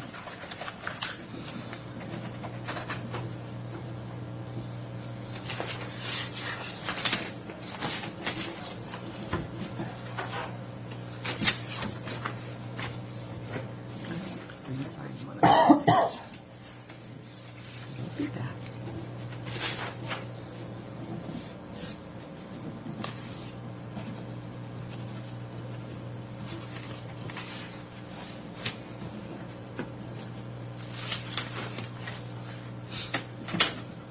Missed one. Yeah, you took it before I got it signed, Oh. but I knew it'd be coming back my way.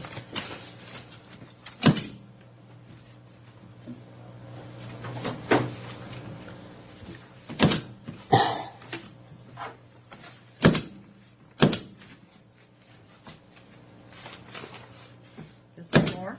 Do you have more over there? I think there's just those 3. That's these 3, but these. So we denied them all. No, we accepted one, the last one. Oh, okay.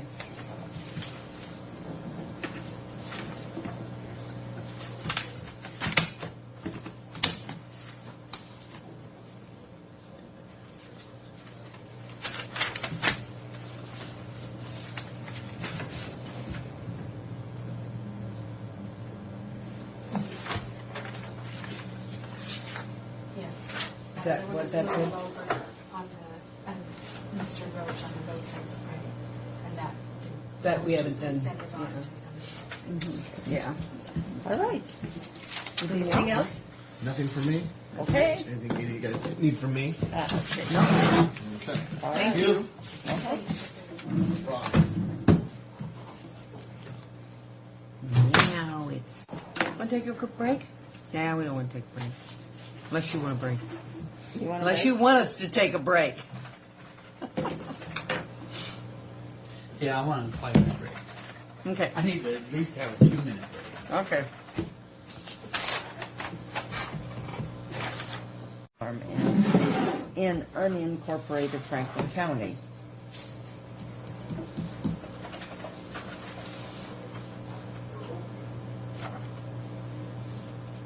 What's the difference? There is no difference.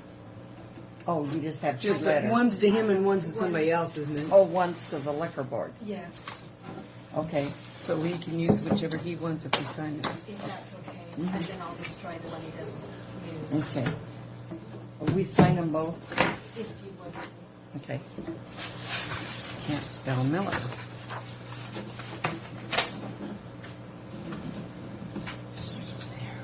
What does he do? Gilchrist? Chief Development Officer? He develops things like parties. Probably fundraiser. Melanie Jones did a lot of that. Okay. You ready? Okay, the first one is the McAfee antivirus software that you approved, I believe, a resolution allowing Kevin to transfer 214605 out of his website development.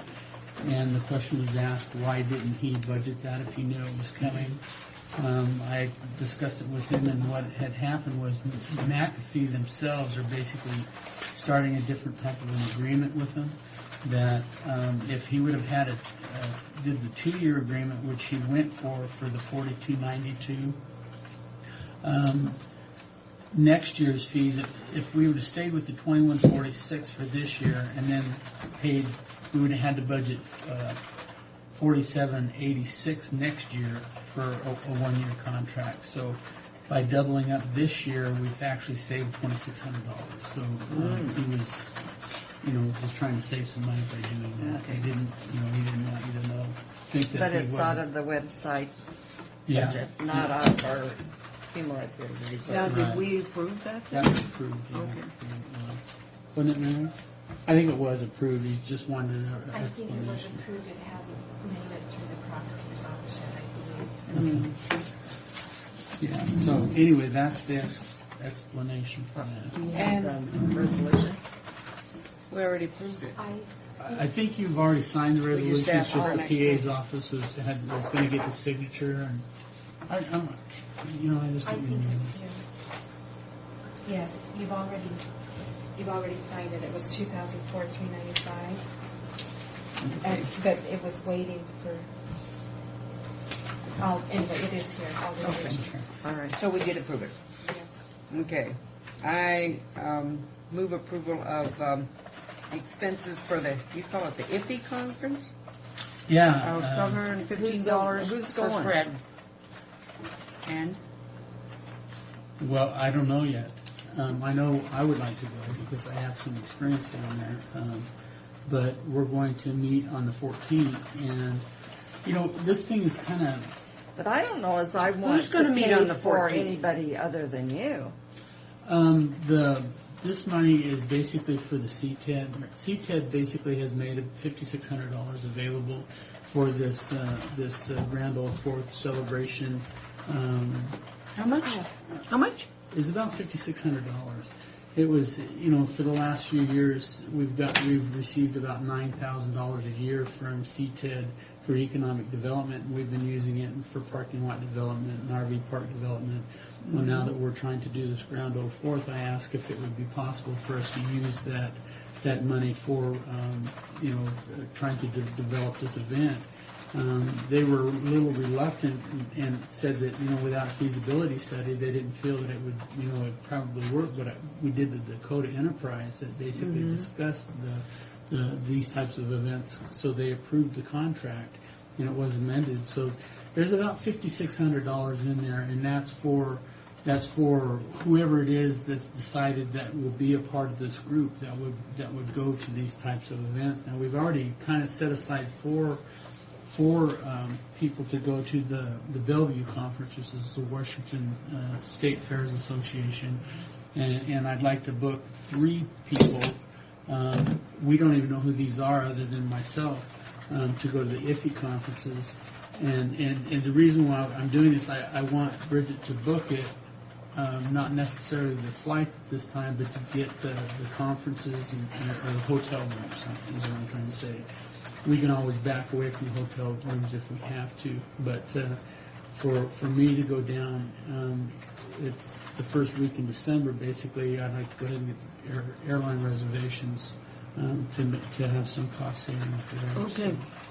So is the Bellevue Conference coming out of that CTED 5600? Yeah, actually the county pays for it up front, and then they reimburse us for that. Well, isn't that, I'm not good at math in my head, but isn't 4 times $1,200 and some dollars, and We're about $600 over, but what I'm thinking we might be able to do is back off 4 from the Bellevue Conference, which would save us about the $650, and then maybe possibly just do 2 or 3 and 3.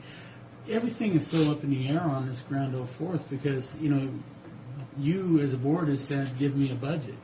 Mm-hmm. I can't give you a budget because I don't know what the events are going to be. Until you get the people in place and you need to educate the people. Is that right? Right. And we're trying to, make sure that even though we're behind the game or ahead of the game, we at least have bookings to go to these 2 events that can give us the information, book the acts, at least find out who can participate so we can build this budget. I've been thinking about, the budget. We did our budget process, but I haven't prepared a budget for this Grand Ole Fourth for next year because we just really don't know at this time, and we'll probably have to open the budgets up or if we can get it done before you adopt the budget, I need to put a Grand Ole Fourth budget into the 2005 budget package. Now, okay.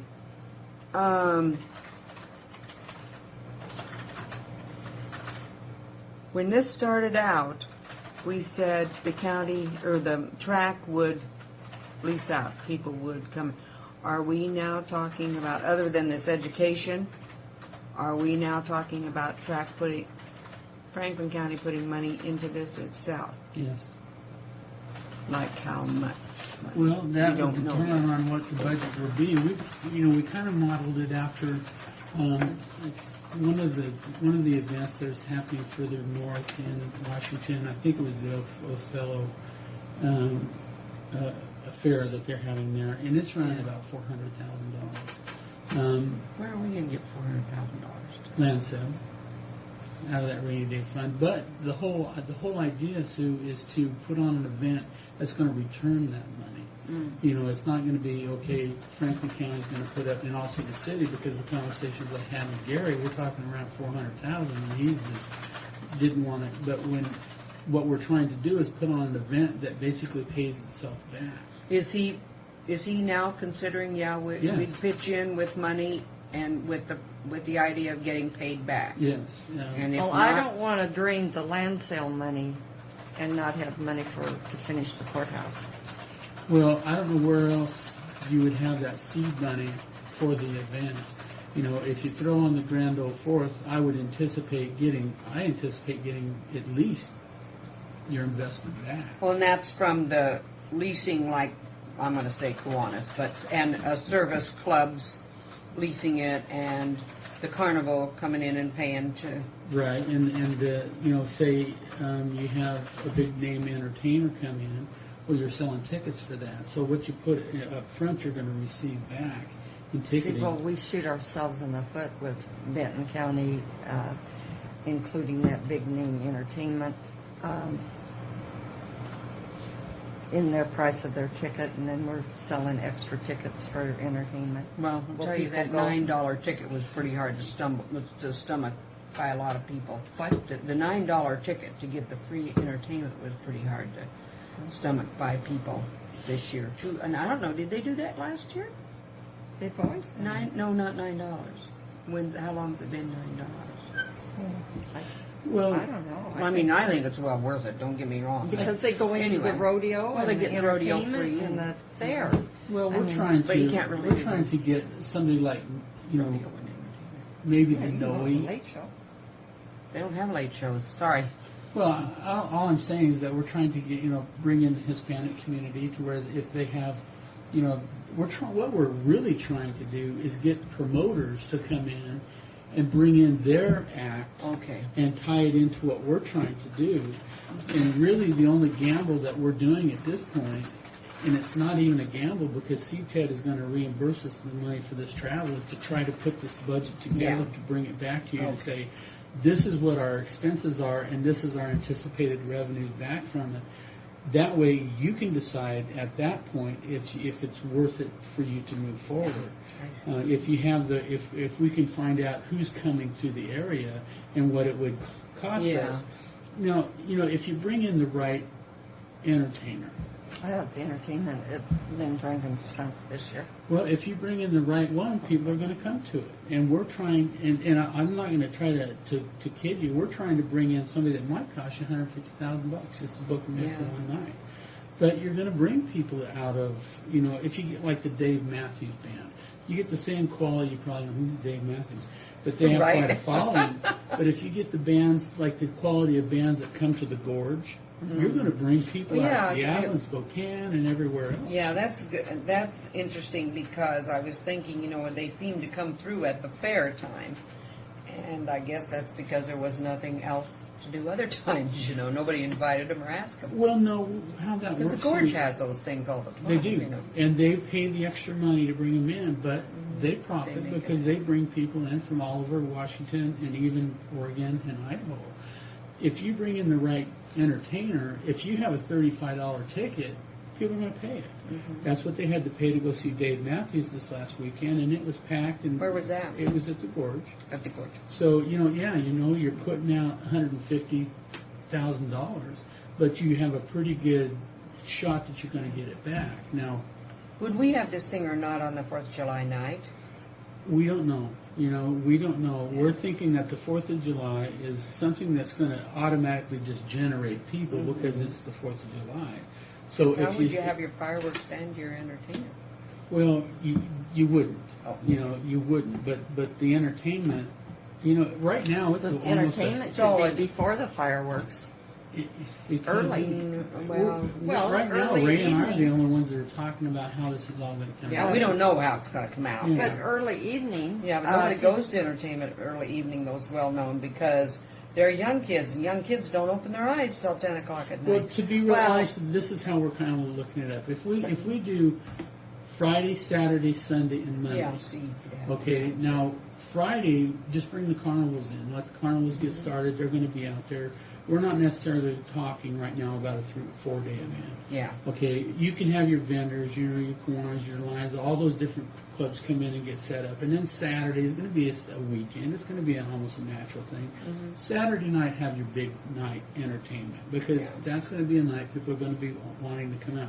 Sunday, turn it into the Hispanic community's event to where they have the Hispanic rodeos and then their big bands come in on that Sunday night because they naturally draw. If we can pull in those Hispanic promoters to where they're bringing in their top name band, so that Monday it opens up it's a free for all for everybody because that's the 4th of July celebration where you have other types of things going on, but it ends with maybe a dance for the community and the fireworks, and you're done.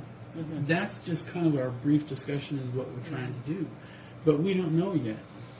Oh, it's making me so weary, all that heat and all those people. I think it's a good idea. I mean, But, it's a good. Right now good what beginning we're of a trying to plan. do is just make sure that we have space available for these conferences, that we can go down and at least gather the information. CTED's going to pay us back, so there's really no gamble at this point. Yeah. So if we can get Well, a I budget, don't worry about that. I worry about the seed money. well, that's where we've been talking, where that seed money would come all along. I Well, don't know so that I'm we have. I thinking mean, this We've is talked about it a couple I times. haven't. from the county. That's the only place, when we start talking about it, that's the only place you can get it. It's the only place that's available. But You Why know, if the wouldn't city's you? going to gamble and the county's going to gamble, if the Is county's that gambling 200,000 then? the city'd be gambling 200,000. But we want to bring that back and then some, if at all Yeah. possible. But this is just where we are and what we're doing. But right now, it's not going to cost anything to find out. And we can bring the budgets in, you can look at them, you can determine at that point whether you think it's worth the gamble or not. And then in the meantime, we've got that other piece of property that's going up for sale too. So, and I know what your concern is that we don't have enough money for the courthouse. Well, I look at, what's this, 58,000 for construction for asphalt between Amerisuites and Track? We've always talked. Well, that's that 6-acre piece. The 6-acre piece. Yeah. You said between Track and Amerisuites. And that's Well- what confused me. Well, Bridget typed that up wrong. It's for the parking lot. Right. Well, Before we do that, before we Wait a jump minute, we're down still there, talking about that, Anita. can I get a motion approval? Well, or I don't denial? know what, You know, I don't know I'd what rather I'm going wait to vote and- on. I I'll would vote rather- on for you to go. Yeah, that's kind of me. I want to know who's going. Do you Okay. have any idea in your head right this moment? Well, Or if how nothing many? else, if you could approve me to go to that and then allow me to at least book 3 rooms, myself and 2 other rooms. Because you can always we can cancel always the pull rooms. those back. What Yes. about the plane ticket, though? Well, that would be Is for it the something- option. Yeah, but I mean, well, okay. Yeah, you can't reserve plane tickets for people unless you have a name. Yeah, that's right. Do you have anybody in your mind that you might be, like, is it White Marsh maybe, or? You know, I'm thinking Paul would probably be one that would be heading down there, since him and I are kind of, he's doing the city side, I'm Yeah. doing the county side, and then maybe one of the other volunteers, but you have to appoint the volunteers as to who you want to have as, and I think once you get the volunteers appointed, then whoever is in charge of the entertainment would be one that would be heading down there with Paul and I. Well, they put a new guy in charge of the entertainment, but you'll be there Oh, anyway. yeah. So because you've been there before, you know. Twice. So we've got to get a track board in place, more or less. Not a track board, Grand Ole Fourth. Grand Ole Fourth board. Right, and I tried, I tried to get you guys to do that, but you weren't willing to do it unless you had a budget, and that's where mine. Yeah, you need the budget. Yeah, it's the chicken and the egg thing. Until we know what we're going to do, I can't build a budget. We're just saying what we're Well, thinking. if somebody else is going to pay for it, I don't have a But problem with this. What I have a problem with this old Grand Ole. Grand Ole Fourth celebration is what is going to draw people to come and eat elephant ears from, say, the hospital auxiliary. I mean, we got to and play bingo for the corners. Because it's a we've Grand got to Ole Fourth. have more to draw them there than just to have them Well, you've got a graze carnival. and eat. You're right. You're right. What And we're so, looking at. so what are we looking at? We're looking Is- at maybe doing an indoor motocross, and I'm trying not to model. I mean, I don't want to have the same thing that we have out there. I've called it sidewalk entertainment. I mean, I tried when I was working over there to try to get, entertainers that are working the crowd all the time, which we don't have here. And we just don't have Like a the activities. mariachi band. Well, something. I mean, but you're right, Neva. We need to have something, a reason for somebody to be there. But if you're going to have a Grand Ole Fourth, then there's a lot of things you can build on, like a pie eating contest or whatever, a hot dog eating. The things that they The did grease pig old stuff. time 4th of July stuff. And Paul and I talked about that, trying to do some research. But I look at, working at the pancake breakfast down at the park and help clean up and stuff. But I look at that park is pretty full, and there's a lot of people downtown for the parade. They come and eat, and then they go watch the parade. And pretty much everything else kind of wanes. And that entertainment in that little covered area, 2-3 people watch it. Isn't that their problem? Is why they're kind of interested in this, or is it? Well, we're trying. If once we get the groups together, we're discussing as to we're going to let the group decide if they want to move the pancake feed out there, if they want to move the parade out there, or do they want to keep the parade down here and then expand to out And then there. people just head for track for the rest of the day. And I guess we're going to have to let those people decide what they want to do. In my mind, it would be best to keep everybody together, rather than to have them go from here to there. But, this is something that's been happening, and tradition, goes deep, and maybe they want to continue to have this thing here. I mean, how would they have a They'll parade want out a there? parade. There's a lot of places. I don't know. I don't want to open my mouth and then end up getting shot. But there's places they can run a parade out there. And I'll just say, you come down Rodeo Drive, and you go down through Convention. You go up Home Run Road, or I don't know. Well, Leavenworth shuts off the highway. That highway going through Leavenworth closes when they have their fall festival parade. Well, you could shut off one half of Burden and then make two-lane traffic running up and down Burden on those 2 lanes. And I don't know. This is stuff that the community has to decide what they want to do. Well, I'm just thinking out loud because I would think that you'd almost have to have the parade downtown. And that would be just whatever people want to do. But what you're saying is absolutely right. You have to have something that's going to take the people out there.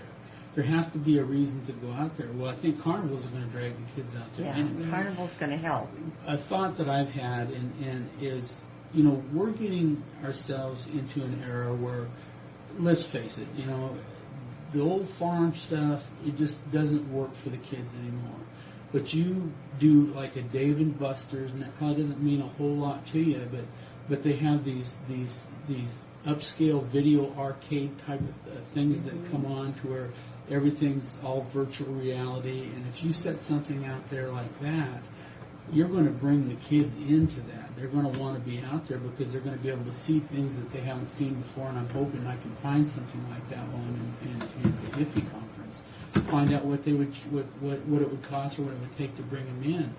But you run, you do. I've heard some discussion from some of the gals that they like to do the shopping type of stuff. When they get, they want to see all kinds of the stuff that women like to do that they don't really have over there.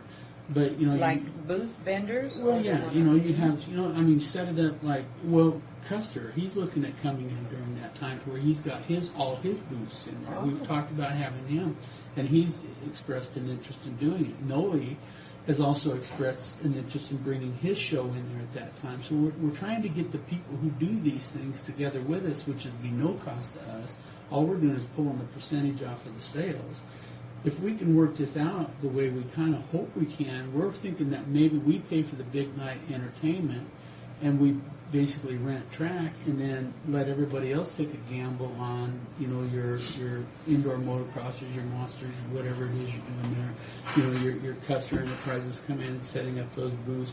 I already know that Davis Carnivals is pretty serious about coming in, and that we start making money off of them when they start making money. So there's no cost to some of this stuff. Is what we're trying to do. I'm saying 400. It may not cost but 100. It may only be 200, 100,000 for the city and the county.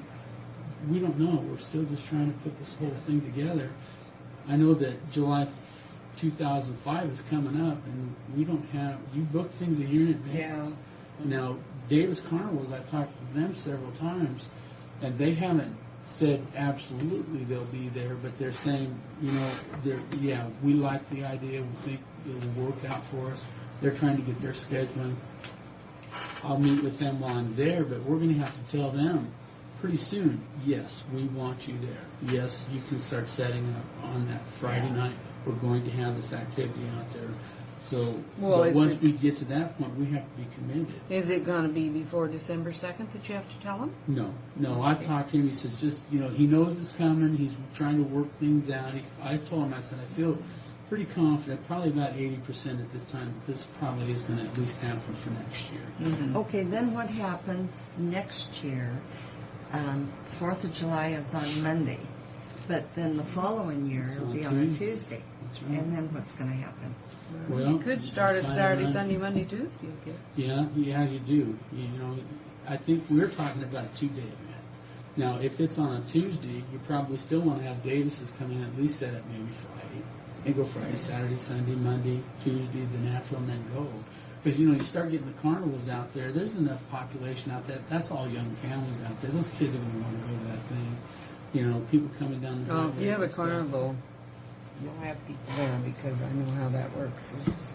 The Hispanic families will always go. You know, they love those carnivals. But you know, if we're not, and then we're trying to, we've sent letters off to all the 4-H groups and stuff. You know, if they want to bring their, if we can get the animals in there, I don't know. It's so preliminary, and I'd like, you know, these are just some of the discussions that we've been having. But you know, Custer wouldn't be able to have the whole area for them. I mean, we're gonna. Well, he picks his top vendors and he brings them in. You know, it'd be less cost for him. He's not going to have to rent the floors. We're going to rent the floors. You know, the city and the county's going to rent a track, so he's not going to have that expense. He can bring in his, you know, his top vendors. We just get the percentage off? Yeah, we take a percentage. We just take a percentage of everything. I think Ray told me if we rented the whole facility over that time, we were looking at about $50,000. I think is what it was. You know, so if you got $50,000 in the big name entertainment, you know, it's all speculation at this point. We just Yeah, want to just build gotta budgets see. and come up with a plan and say this is what we think will work in the community, and are you interested in it? City council would have to say yay or nay on it also. But this is just kind of where we are, which is limbo. Yeah, right now, at this point. Okay. So the IFE conference, Oops. What? 4 rooms? 3 rooms, and book my spot with airline tickets. Yeah. Why 3 rooms if you're taking 4 people, or did I No, it'd be 3 misunderstand? of us, just 3 Oh, of us. 3 and 3, I remember you said. Okay, yeah. You move for approval? Yeah, I will And move I'll- for approval. and to I'll get that second. back. Good, no plane ticket and room, and what about registration? Doesn't it cost to register for that? Oh, I think we'll have to. I'll find out. I'll get myself registered for it, and you know, I think 3 people are going to go, so we might as well Okay. book registration for 3. You know, because I'm pretty sure 3 people are going to end up going, and go ahead and get the rooms, All right. and then we'll just You figure out. probably get your the plane registration back if within a certain amount You of time probably with can. somebody. Probably can. Yeah. Did you vote? Okay, all in favor? Aye. Okay, 3 people. Registration and Rooms. rooms One and one air. So far. Yeah, so They'll have to come back with the other. yeah. I guess we could just approve airline tickets for the other 2. Just Yeah, mail and then them. when we get it scheduled, we just go ahead and do it. Okay, I amend my motion to say 3 airline tickets. I'll second. Such as it was. All in favor? Aye. Okay. Alright, this next one I don't even want to talk about, but I have to. This third-party administration, this is something that we're required to do because we're having such trouble with our Illinois claims. Neva, you're Yeah, way more. I mean, familiar this than I am. absolutely is it's mandatory. Now, mandated. where does the... It's Illinois, and have we got enough money in Illinois? Well, if you look at it, and after Bridget explained the whole thing to me, I said, you know, I'm going to recommend that we not. There is money in Illinois. If you go to page.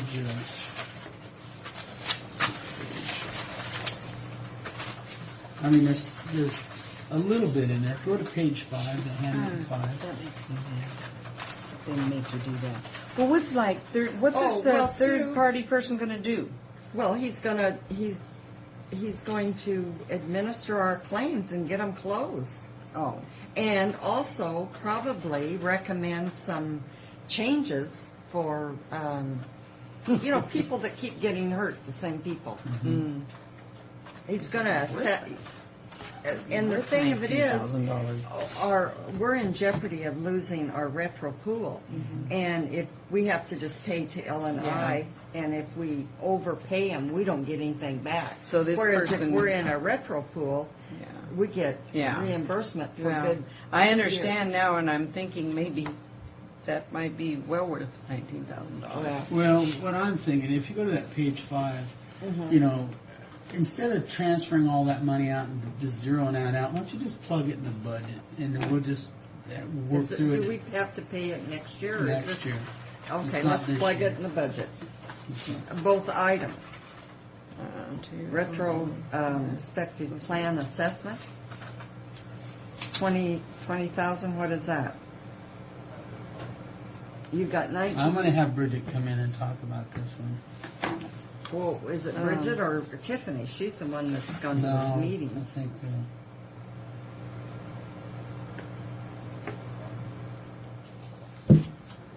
There. Okay. You know what? Before I'll just have to.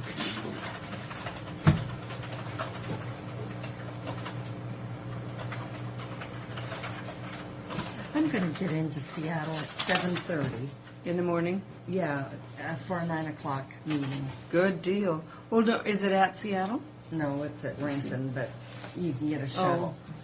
Well, by then you probably, that's only an hour and a half. I'll eat breakfast. Well, it'll take you a while to get to Renton, like No, it's right there.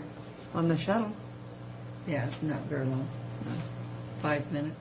Well, depending Once I- on when the shuttle shows up, 'cause Yeah, you know how that that's works. true. Oh, it'll be right there waiting for you in 45 minutes. Okay. Hi. Okay, we're at L&I retrospective plan assessment. The 20,000. What? Well, okay, to begin with, back in March, I believe it was, we received a bill for $20,051 for the retrospective L&I assessment. And because of the quick turnaround, I don't know why we didn't have the check or the invoice for very long, but I paid it out of the non-departmental insurance line item. And then we talked with you. And it shouldn't have been out of insurance. It has nothing to do with insurance. So we talked to you, and you said that we should take it out of the L&I 110 and 112 budgets, and that was how we were supposed to disperse it. Sorry, I didn't have more 110 and copies. 112. Mm-hmm. What's that? It is, One is insurance. right, reserve fund and liability reserve fund. That's on page 5. Those funds are separate funds. They Well- don't even commingle.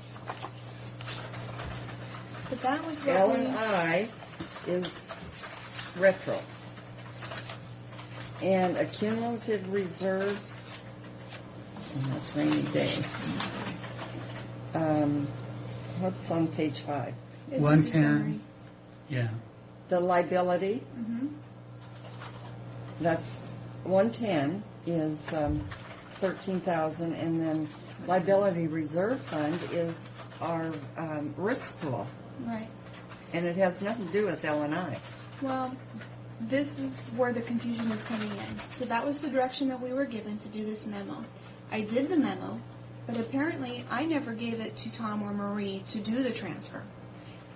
Because they I would don't have it. never agreed to take money out of the liability reserve. Okay. Well, that's the That's good why news. we're in here. We're trying to figure this out because it just keeps cropping up and we can't. What do you mean? Well, we've been haven't paid dealing it? with this for months now. It was taken out of, originally it was taken out of what budget? Non-departmental insurance. Yeah. Okay. And see, that's what a liability reserve is this is our startup money for the risk pool that we were reimbursed. Right. And this, we'll never get any more money from them. And we were going to use this for travel And any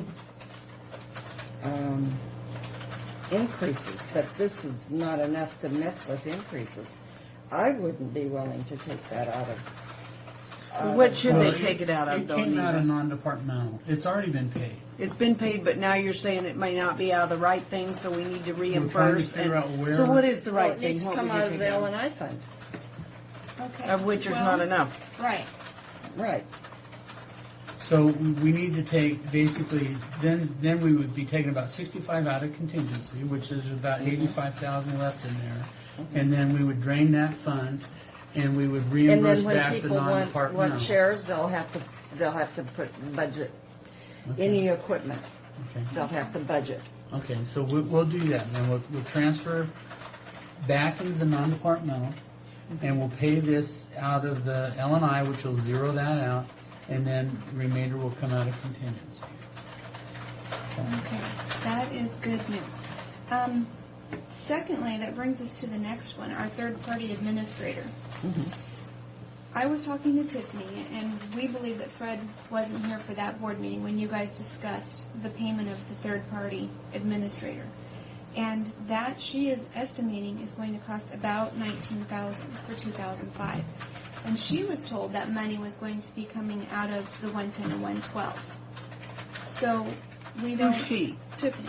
Okay. No. So where would that 19? Do Well, we need to It budget just the has to 19? be put in the budget. Yeah, Okay. we're just going to plug, we already talked about We just that. put it in We're the just gonna put it 205 in the budget. 205 budget and go Okay. from I there. mean, that's a non-debatable item, and it'll be another line item under non-departmental.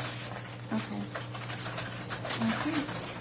That sounds good. Unless we charge each budget that amount of money, like we do for unemployment. You know, that's what we do to unemployment. So much an employee, and because that's what it's for. Third party, what do you call them? Administrator. Because they're going to Administer. and you know, actually, if you look at our records, it's the sheriff's department and the jail. Now, when this Most of our administrator claims. recommends, are they bound to follow it? Yes. So that the money won't be spent in vain? I would, well, Hope. this is the, other pools have it, and we never have. Because our experience overall was really excellent, and then all of a sudden, Right. So there's Okay. another one. and in fact, we used to have the best experience of all of the counties. And Yeah, now I we remember when got one of the that worst. Okay. But it's because of that one bad accident out at our park and our sheriff's department. The bad accident at the park.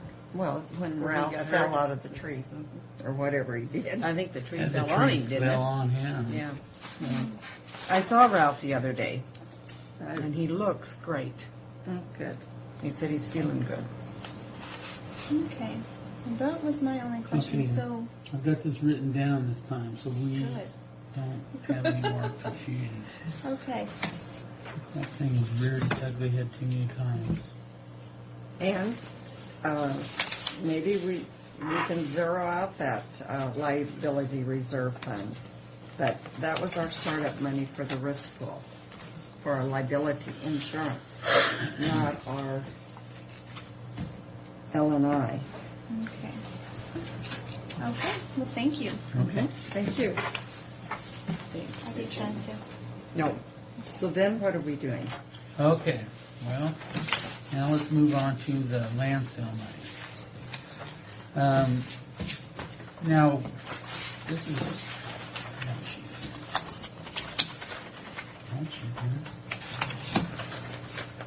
Tell me First- again which piece of land we sold. we sold the northwest West corner. The corner. All right. Yeah, just right across what the I street thought. from the Sunmark.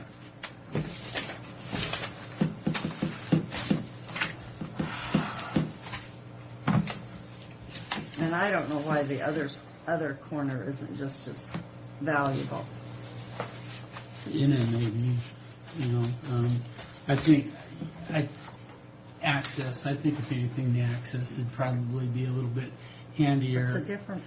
Well, Because you're that not- corner has 2 points of access. You can access it off of Burden, or you can access it off of.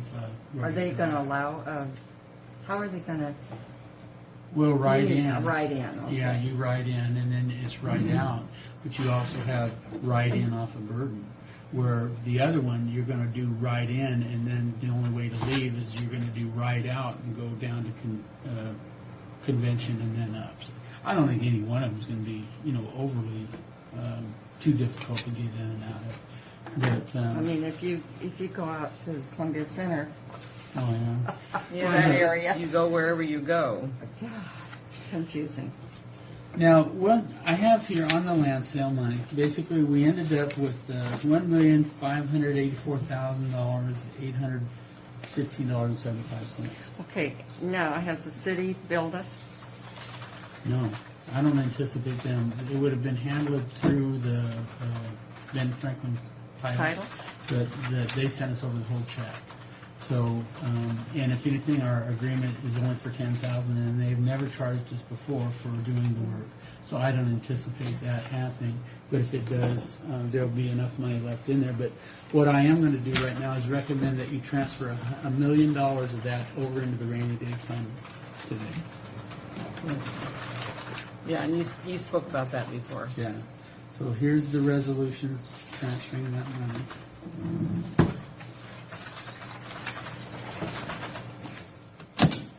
Is it 405? I'm showing 404, but let's use the 405, and if we skip that. Well, it was 404. So. We did the 3 claims. Okay. And that was, the last one was 403. Okay. There you go, Sue. I move approval of transferring, how much? $1 million. $1 million into the rainy day fund. That money comes from the sale of Lot 5 in the Track Business Park. I'll second the motion. All in favor? Aye. There, are you happy?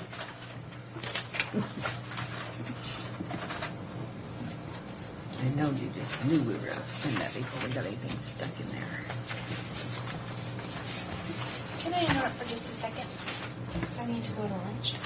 Michelle Frisbee called. She's the general manager of AmeriSuites, and wanted to know if either of you ladies would be interested in giving a brief speech at their grand opening September 30th. The chairman would.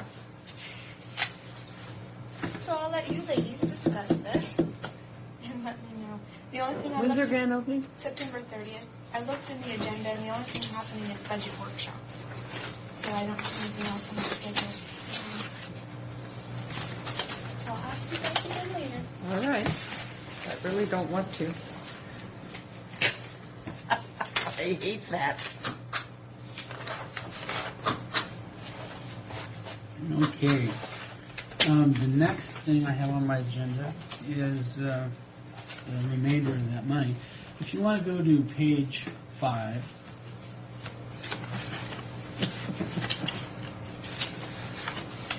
Okay. I want to talk about the track construction fund. This is the bond money that we had basically gone out and we borrowed to do some improvements out at track.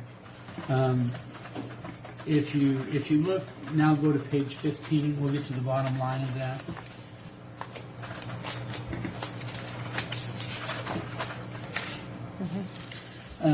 We've set aside that $150,000 out of that bond money. It shows that there's $64,000 in there when there's actually about $214,000. But we wanted to not double spend that money for that walkway, so we set $150,000 aside for that, which really leaves the $64,000 in there.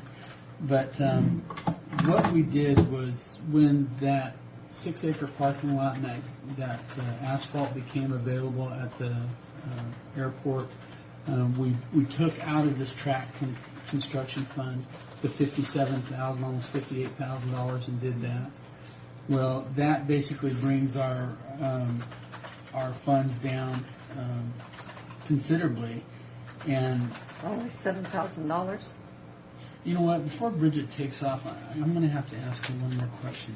It looks like she hasn't subtracted the 57 from the 64. Yeah, and that, I wanted to make sure that's what I was going to say was right. But Why she did this way, I don't know. Well, without putting that $57,000 or $58,000 back in there, we won't be able to purchase that hard floor that we talked about going in out at the arena. Mm-hmm. Okay. Well, I think we have. But it's a reimbursement for inland? Well, the whole thing was when we talked about getting the asphalt in. I said, well, we'll take the money out of the bond money right away, and then we'll put it back when we receive the land sale money. Okay. And the last time that I was in here, you guys said, no, let's just keep it. We don't want to put it back in there because. But I just want to make it you aware. If that's where you want to keep it, that's fine. But I just want to make you aware that, you know, without putting that money back in, then that track, unless you want to take it out of capital improvements and put it in the track, that would be up to you. at that point.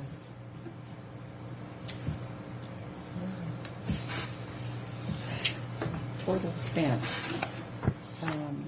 See, I don't understand her thing here. What did we start out with? Well, see, if you take that 156, Nina. Okay, over here, the take revenue 156. was $1,413,475. It looks like, and then we have.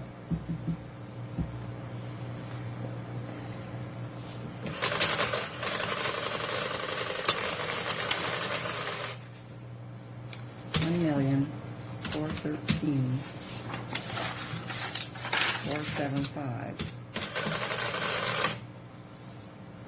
and then we have 2055.49,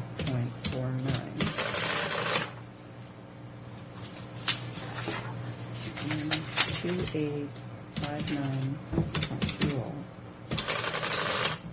So we have $1,418,000, and we've spent $1,222,750.64. Then we have $195,639.05 balance, and then we take out $150 for the parking lot. No, for the walkway.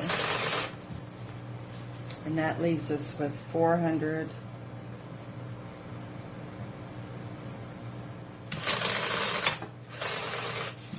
Or 45,000.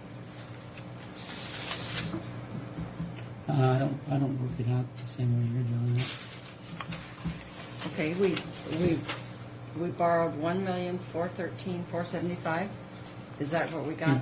$1,413,475. And then we had 2 interest payments of $2,550.49. Huh? To get a total of $1,418,389.69. Well, I'm doing well. Okay. Well, I mean, I can't figure our figures out. Well, I'm going from here. This is what we had. This is what we have available here at the bottom. By the time you start at the beginning and you go through all the pluses and minuses and you come down, and this is what's available in that fund right now. And she says total spent. So what's the difference? Okay, well, If you subtract this from the $1,418,000, then you end up with what? 190. Is that what you ended up with? $195,639.05. And that's what I have here. 197.25 is what I have. But I'm going at it differently than you are, and I wish I could answer your question. I can't. Because I'm showing that the way we started out is that we started out with $1,413,000, and we started spending it down. And then we received revenue of $2,000, which then brought the number back up, and then we started spending it down again until we get all the way down to, we've received actually in interest payments about $5,000, a little $5,000 to $6,000. And so we start spending it down again to where we end up with $156,488, and that's the total money that is left over of the $1,000,004. So you take that 156 and you subtract that 150 out of it, which basically leaves $64,000 left in that fund if you reimburse the land, that parking lot. So if you don't reimburse the parking lot, then you have $6,000 left in there. Well, she's got it spent up here, and she's putting it back in. Right, we spent it. This is where we spent it when we bought it. But this figure here doesn't add up to anything.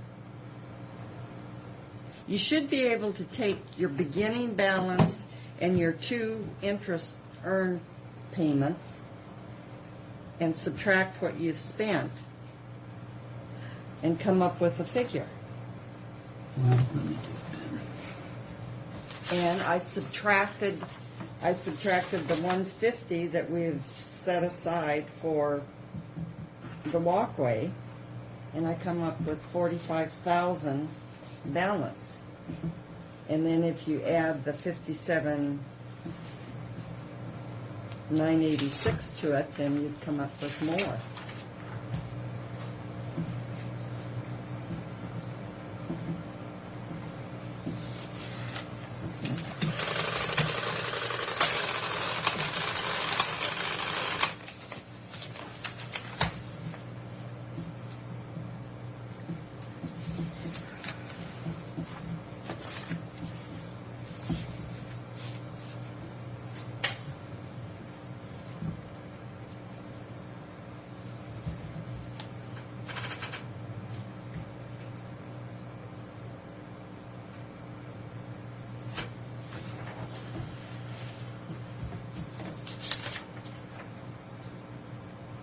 My God.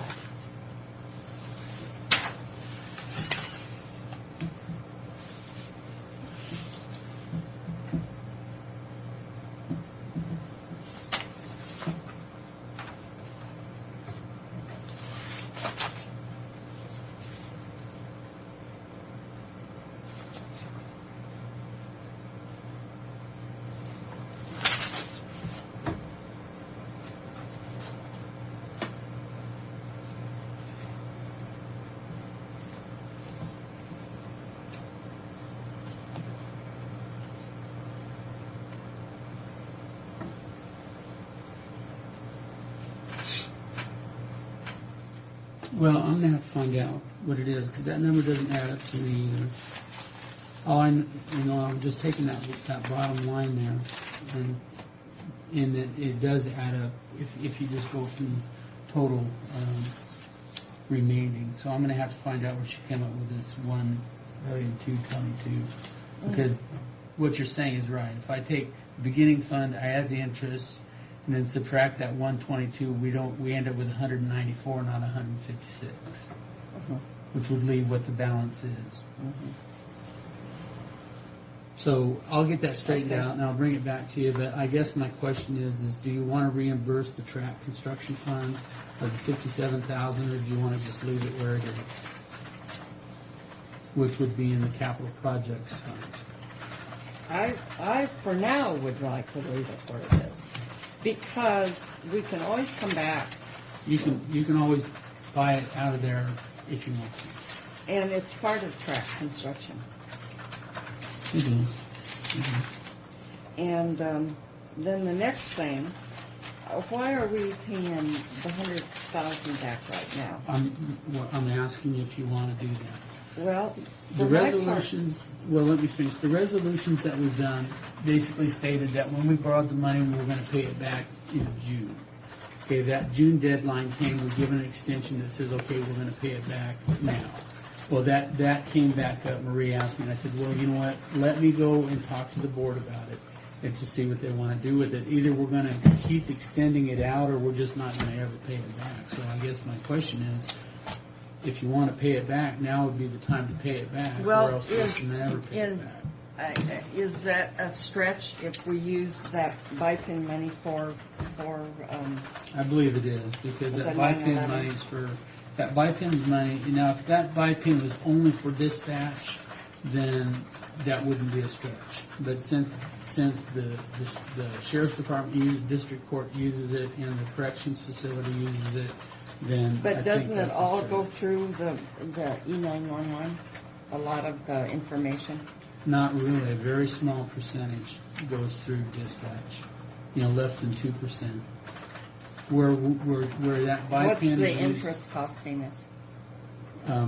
whatever it is, 4%. I don't know. Whatever that prime is what we have to pay back. Oh. I almost would like to hold off on it too, because we can pay a little bit of interest on that 100,000. Well, I had a resolution basically bumping it back for another couple, 3 or 4 months. But what's the point? We just keep pushing it and pushing it and pushing it. Either we're not going to do it. Because or that we're would gonna do it. satisfy the state examiners. It would. Bumping it, holding it off. Okay. As long as we're paying interest on it. Yeah, as long as And BIPIN doesn't need it right now. they already have it. Huh? They already I have meant it. Oh, the E911. 911.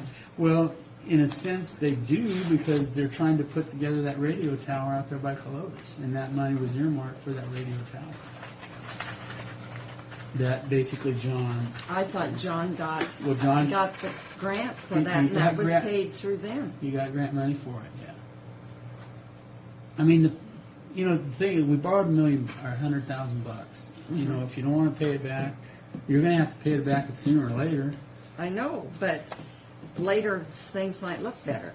And then we'll just bump it back for a couple of more. I mean, we're not going to spend this $584,000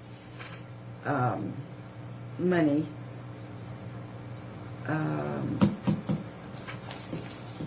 unless it is a dire emergency. $584,000. The balance of our land sale money. Oh, well, that's not necessarily true. I'm not going to spend it. Let me go to the next one. So we'll hold off on the 100,000. Okay, now that 61,991 was for track subsidy. Now what happened to us was that we're getting hit with track subsidy twice in the same year, and the discussion was that all the money that we borrowed out of the capital, out of the rainy day fund, we were going to reimburse all of that back. But then the discussion was, let's not do that. When the land sale comes in, we'll take the $62,000 out of that to make track subsidy payment, because instead of taking it out of there and moving it into the rainy day or to the different fund, that we just transfer that over and we make track subsidy payment out of that. So if that's the case, then we would go from $1.5 million. We've transferred $1 million out, so it leaves $584. You take the $62,000 out of that, and leave $522 basically left in there. Is that what you want to do? Not necessarily, but I don't want to see this kind of track subsidy. Well, this is only half of what we have earmarked for this year.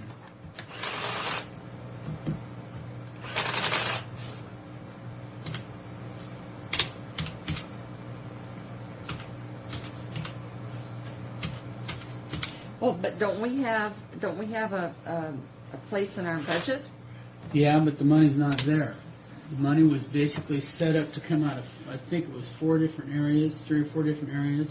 The 0.25%, the car excise, current expense, and Maybe that was the 3 that it was earmarked to come out of. But what happened was last year's subsidy was not billed until the end of last year, which basically we received it the first of this year, and we've already taken $94,000 out or $97,000 out of this year's budget to pay last year's subsidy. We were anticipating, because of the way track was running, that we would always be a year behind in making that final subsidy payment, but they ran into so much trouble this year that the board basically said, let's start billing that subsidy out on a quarterly basis and bill us out for the first half. And then if the last quarter we don't need it, they won't bill us. That's right, but we've already spent our track subsidy at the beginning of this year of the $97,000. So we don't have the money in the budget. There's no leeway in the 0.25% in car excise. If what we spent, what we put in this year was actually due last year, did I misunderstand? We've been running a year behind with the subsidy payments because track has been able to get to the end of the year without needing the subsidy. So when they billed us for the subsidy, we were paying for it out of the next year's budget to catch them up. Well, this year they ran into so much trouble that they needed the money now. So we've already given them the $97,000. Now they're asking for another $64,000, and they're going to be asking us for another $32,000 in October because the board basically recommended that they start billing on a quarterly basis. Yeah, but if he's $19,000 ahead right now, why would he have to? He's using that $19,000 ahead, adding our subsidy payments in there because that's part of his revenues earmarked for that track facility. No, he's not. If you look at what he gave us today, that $19,000 is over and above what he thought he was going to get for revenue for his different events. That's actual. That's right. But so that has nothing to do with the subsidy payment. You're right. That's new money. Yeah, $19,000. You know, so that should relieve some of the subsidy by the end of the year. But we're earmarked to pay them $120,000 in subsidy payments this year. So if you split that in half, we're $8,000. But that's a budget. Yeah. But if we don't need it, we're not going to spend it. Well, yeah, if we don't need it, we're not going to spend it. But we need the $62 now because Marie's been not wanting to pay the bills because we were so far out. And then it was like, okay, well, when that land sale money comes in, we're going to reimburse the rainy day fund, and we're going to take that money out of the rainy day fund and make that track subsidy payment. So, this is where we are right now. We build the city. The county needs to come up with $62,000. We don't have it. We don't have it in our funds. The only place to get it is the rainy day, which this That's is why you want us to put that money in the rainy day fund. I don't want to take I don't want to touch that $1 million, but we have other money in the rainy day fund. Well, we had $134,000 in the rainy day fund. We just got through paying off the Irwin Park fund, which we're supposed to be reimbursed that back, but we don't have that right now. So when that comes back, basically you could call that a loan right now. But it's getting too. You know what the problem is? It's getting too confusing because we're juggling too many dollars here and there. If it was me, I'd pay that $100,000 off, and I wouldn't mess with it anymore. I'd pay that $62,000 out, and I'd be done with it. I'd pay the $58,000 out of it, and be done with it too. That way, we don't have to keep worrying about, gee, do we have to pay $100,000 later? But the $58,000 is legitimate. It is. We don't have to pay that back. It is, but the whole idea in my mind, and it's just me, is that money was earmarked for a hard floor. Yeah. And now, if you want the hard floor, that's up to you whether you get the hard floor in there or not. Well, Can't we get the hard floor when there was such a foul up on that hard floor to begin with? Well, I wasn't real happy with it either. It just. I mean, we'd have had it by now. We would have, and we would. Yeah, we would have had it, but we wouldn't have the gravel parking lot out there right now either because we didn't have the money for that either. But if we paid for that, and then when the money comes in, we're replacing that portion of it. The money that comes in from. If you decide that you want to do the hardwood floor, Irwin. Yeah, you can replace that when that comes in. Well, I don't then, know when it's gonna then come the in. money that comes in from Irwin, I want replaced to our rainy day fund, this 584. Go ahead and pay these, as you've got them listed here.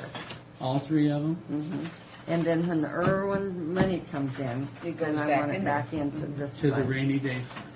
Well, what do you call the 584? The excess of the million. That is in our capital projects fund. See, the capital projects fund, No, you're misunderstanding me. We've got a check from the city of Pasco for Right. our land sale. that's right. We put $1 million in rainy day. Right. What do you call the So you have excess? 584. The 584. That's capital projects fund. Okay. Let's go Well, to page So that these are subsidy capital. isn't capital. Projects fund. It's Franklin County Capital Projects. It's budget number 300.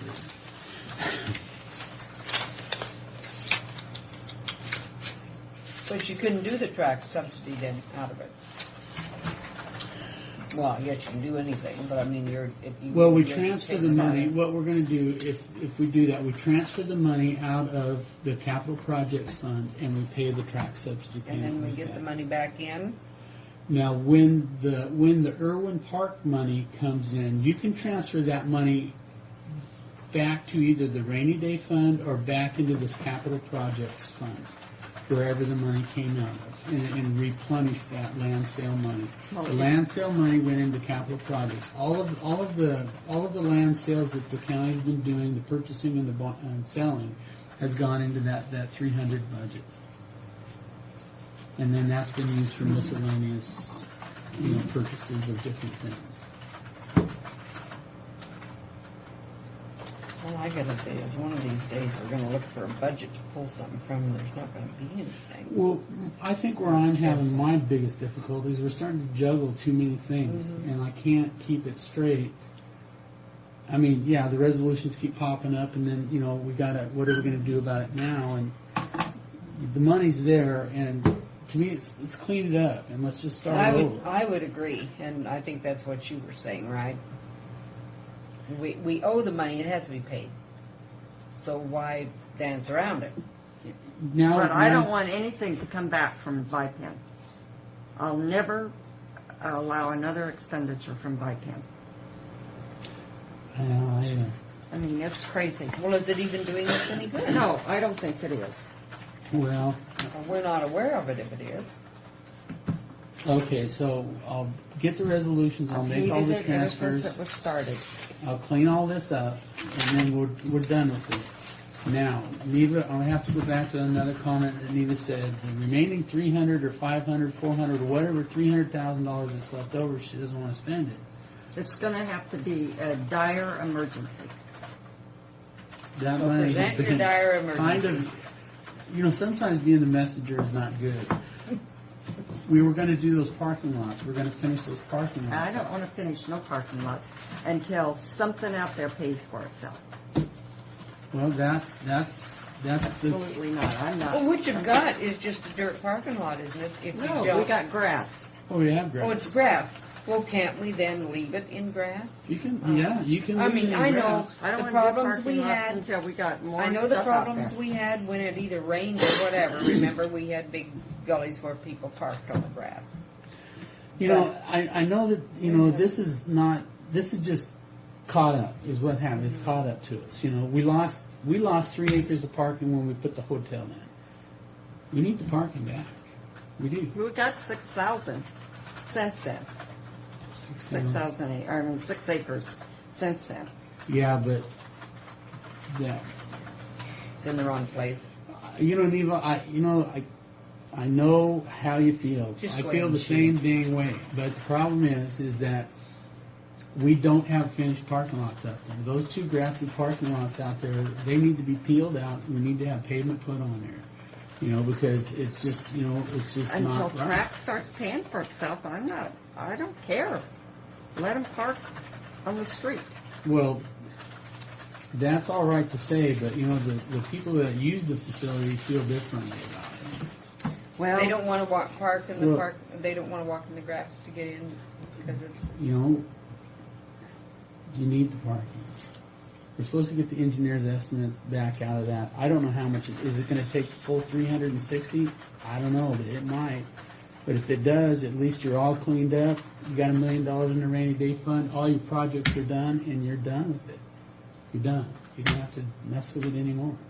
If we don't take care of it now, this is just my recommendation. If you don't take care of it now, when are you ever going to have a chance to take care of it? But we're not at that parking lot thing yet, so. This is just all the things that we've been discussing throughout the year. I've never been in favor of parking lots. I didn't want to do that 6 acres. I wanted to sell that.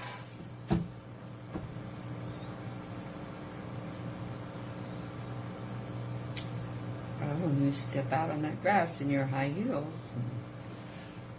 You know, Well, look what they've put up with over there at the fairgrounds for years and years and years. Rocks. well, we're better than that. Hmm? We're better than that. I know, but, I mean, if that's all they've got, that's all they've got. Well, you know, And people have to put up with it.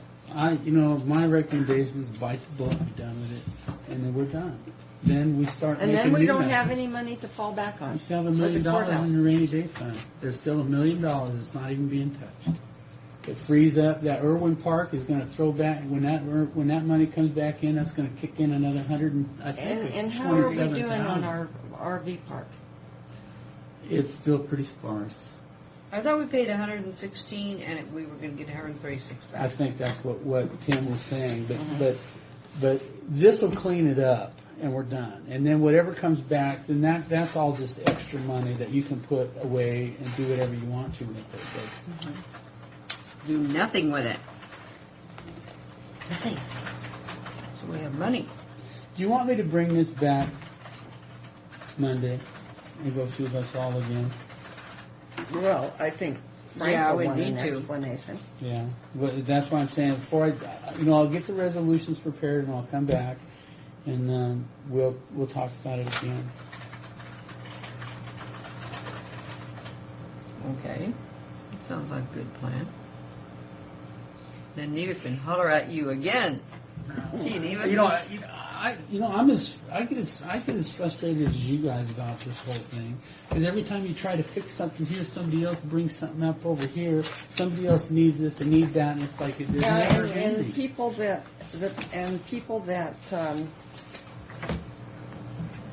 abuse and like this just galls me that we have to have this third-party administrator. And it just keeps adding up. And Well, we wouldn't have if people paid attention to, had taken an interest, I think, in their department. But you it's never just know. like a kid. I don't know how else to explain. It's like a kid going to their parents for money. They don't care how much money mom, dad has, but when they need it, they need it, and they know they're going to get it. Okay, I've got a question. On the mosquito control board, we have no control over their budget. Well, no, wait, that's not true. You adopt their budget. So if you want to make cuts and you want to roll back and you want to do whatever, that's your prerogative to do that. Well, I was just looking at their expenses, and I kind of just dropped it because I thought, well, maybe we don't have any control No, you anymore on it. do. You do. You have boy, I'm ultimate trying to control of think. that. And I know I've got a call from what's his name, Rick, and Rick Dawson regarding his budget, but do we want him to come in and go over the budget with us? He I don't expected know. that you would. I ask just him don't that. know if they need all this stuff, but maybe they do. They've got Well, if you got questions, then we need to have him come in. they've got desks and everything in there. I guess they had to have them sometime. You want me to just have that scheduled? Yeah. Probably should. Well, I don't know. Am I done? I don't know. Are you done? I'm done. I'm just not sure if you're done with me. Well, You through hitting you or not, huh? I just think we've spent all that $584,000 then, huh? Not unless, if you don't do the parking lots, then no, you haven't spent it all. Okay.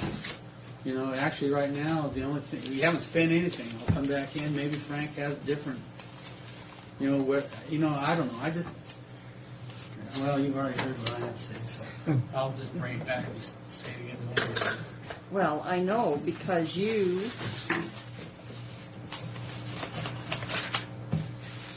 have to juggle all of this stuff. Well, we owe it. If you owe it, just pay it. Yeah, we don't owe that 57.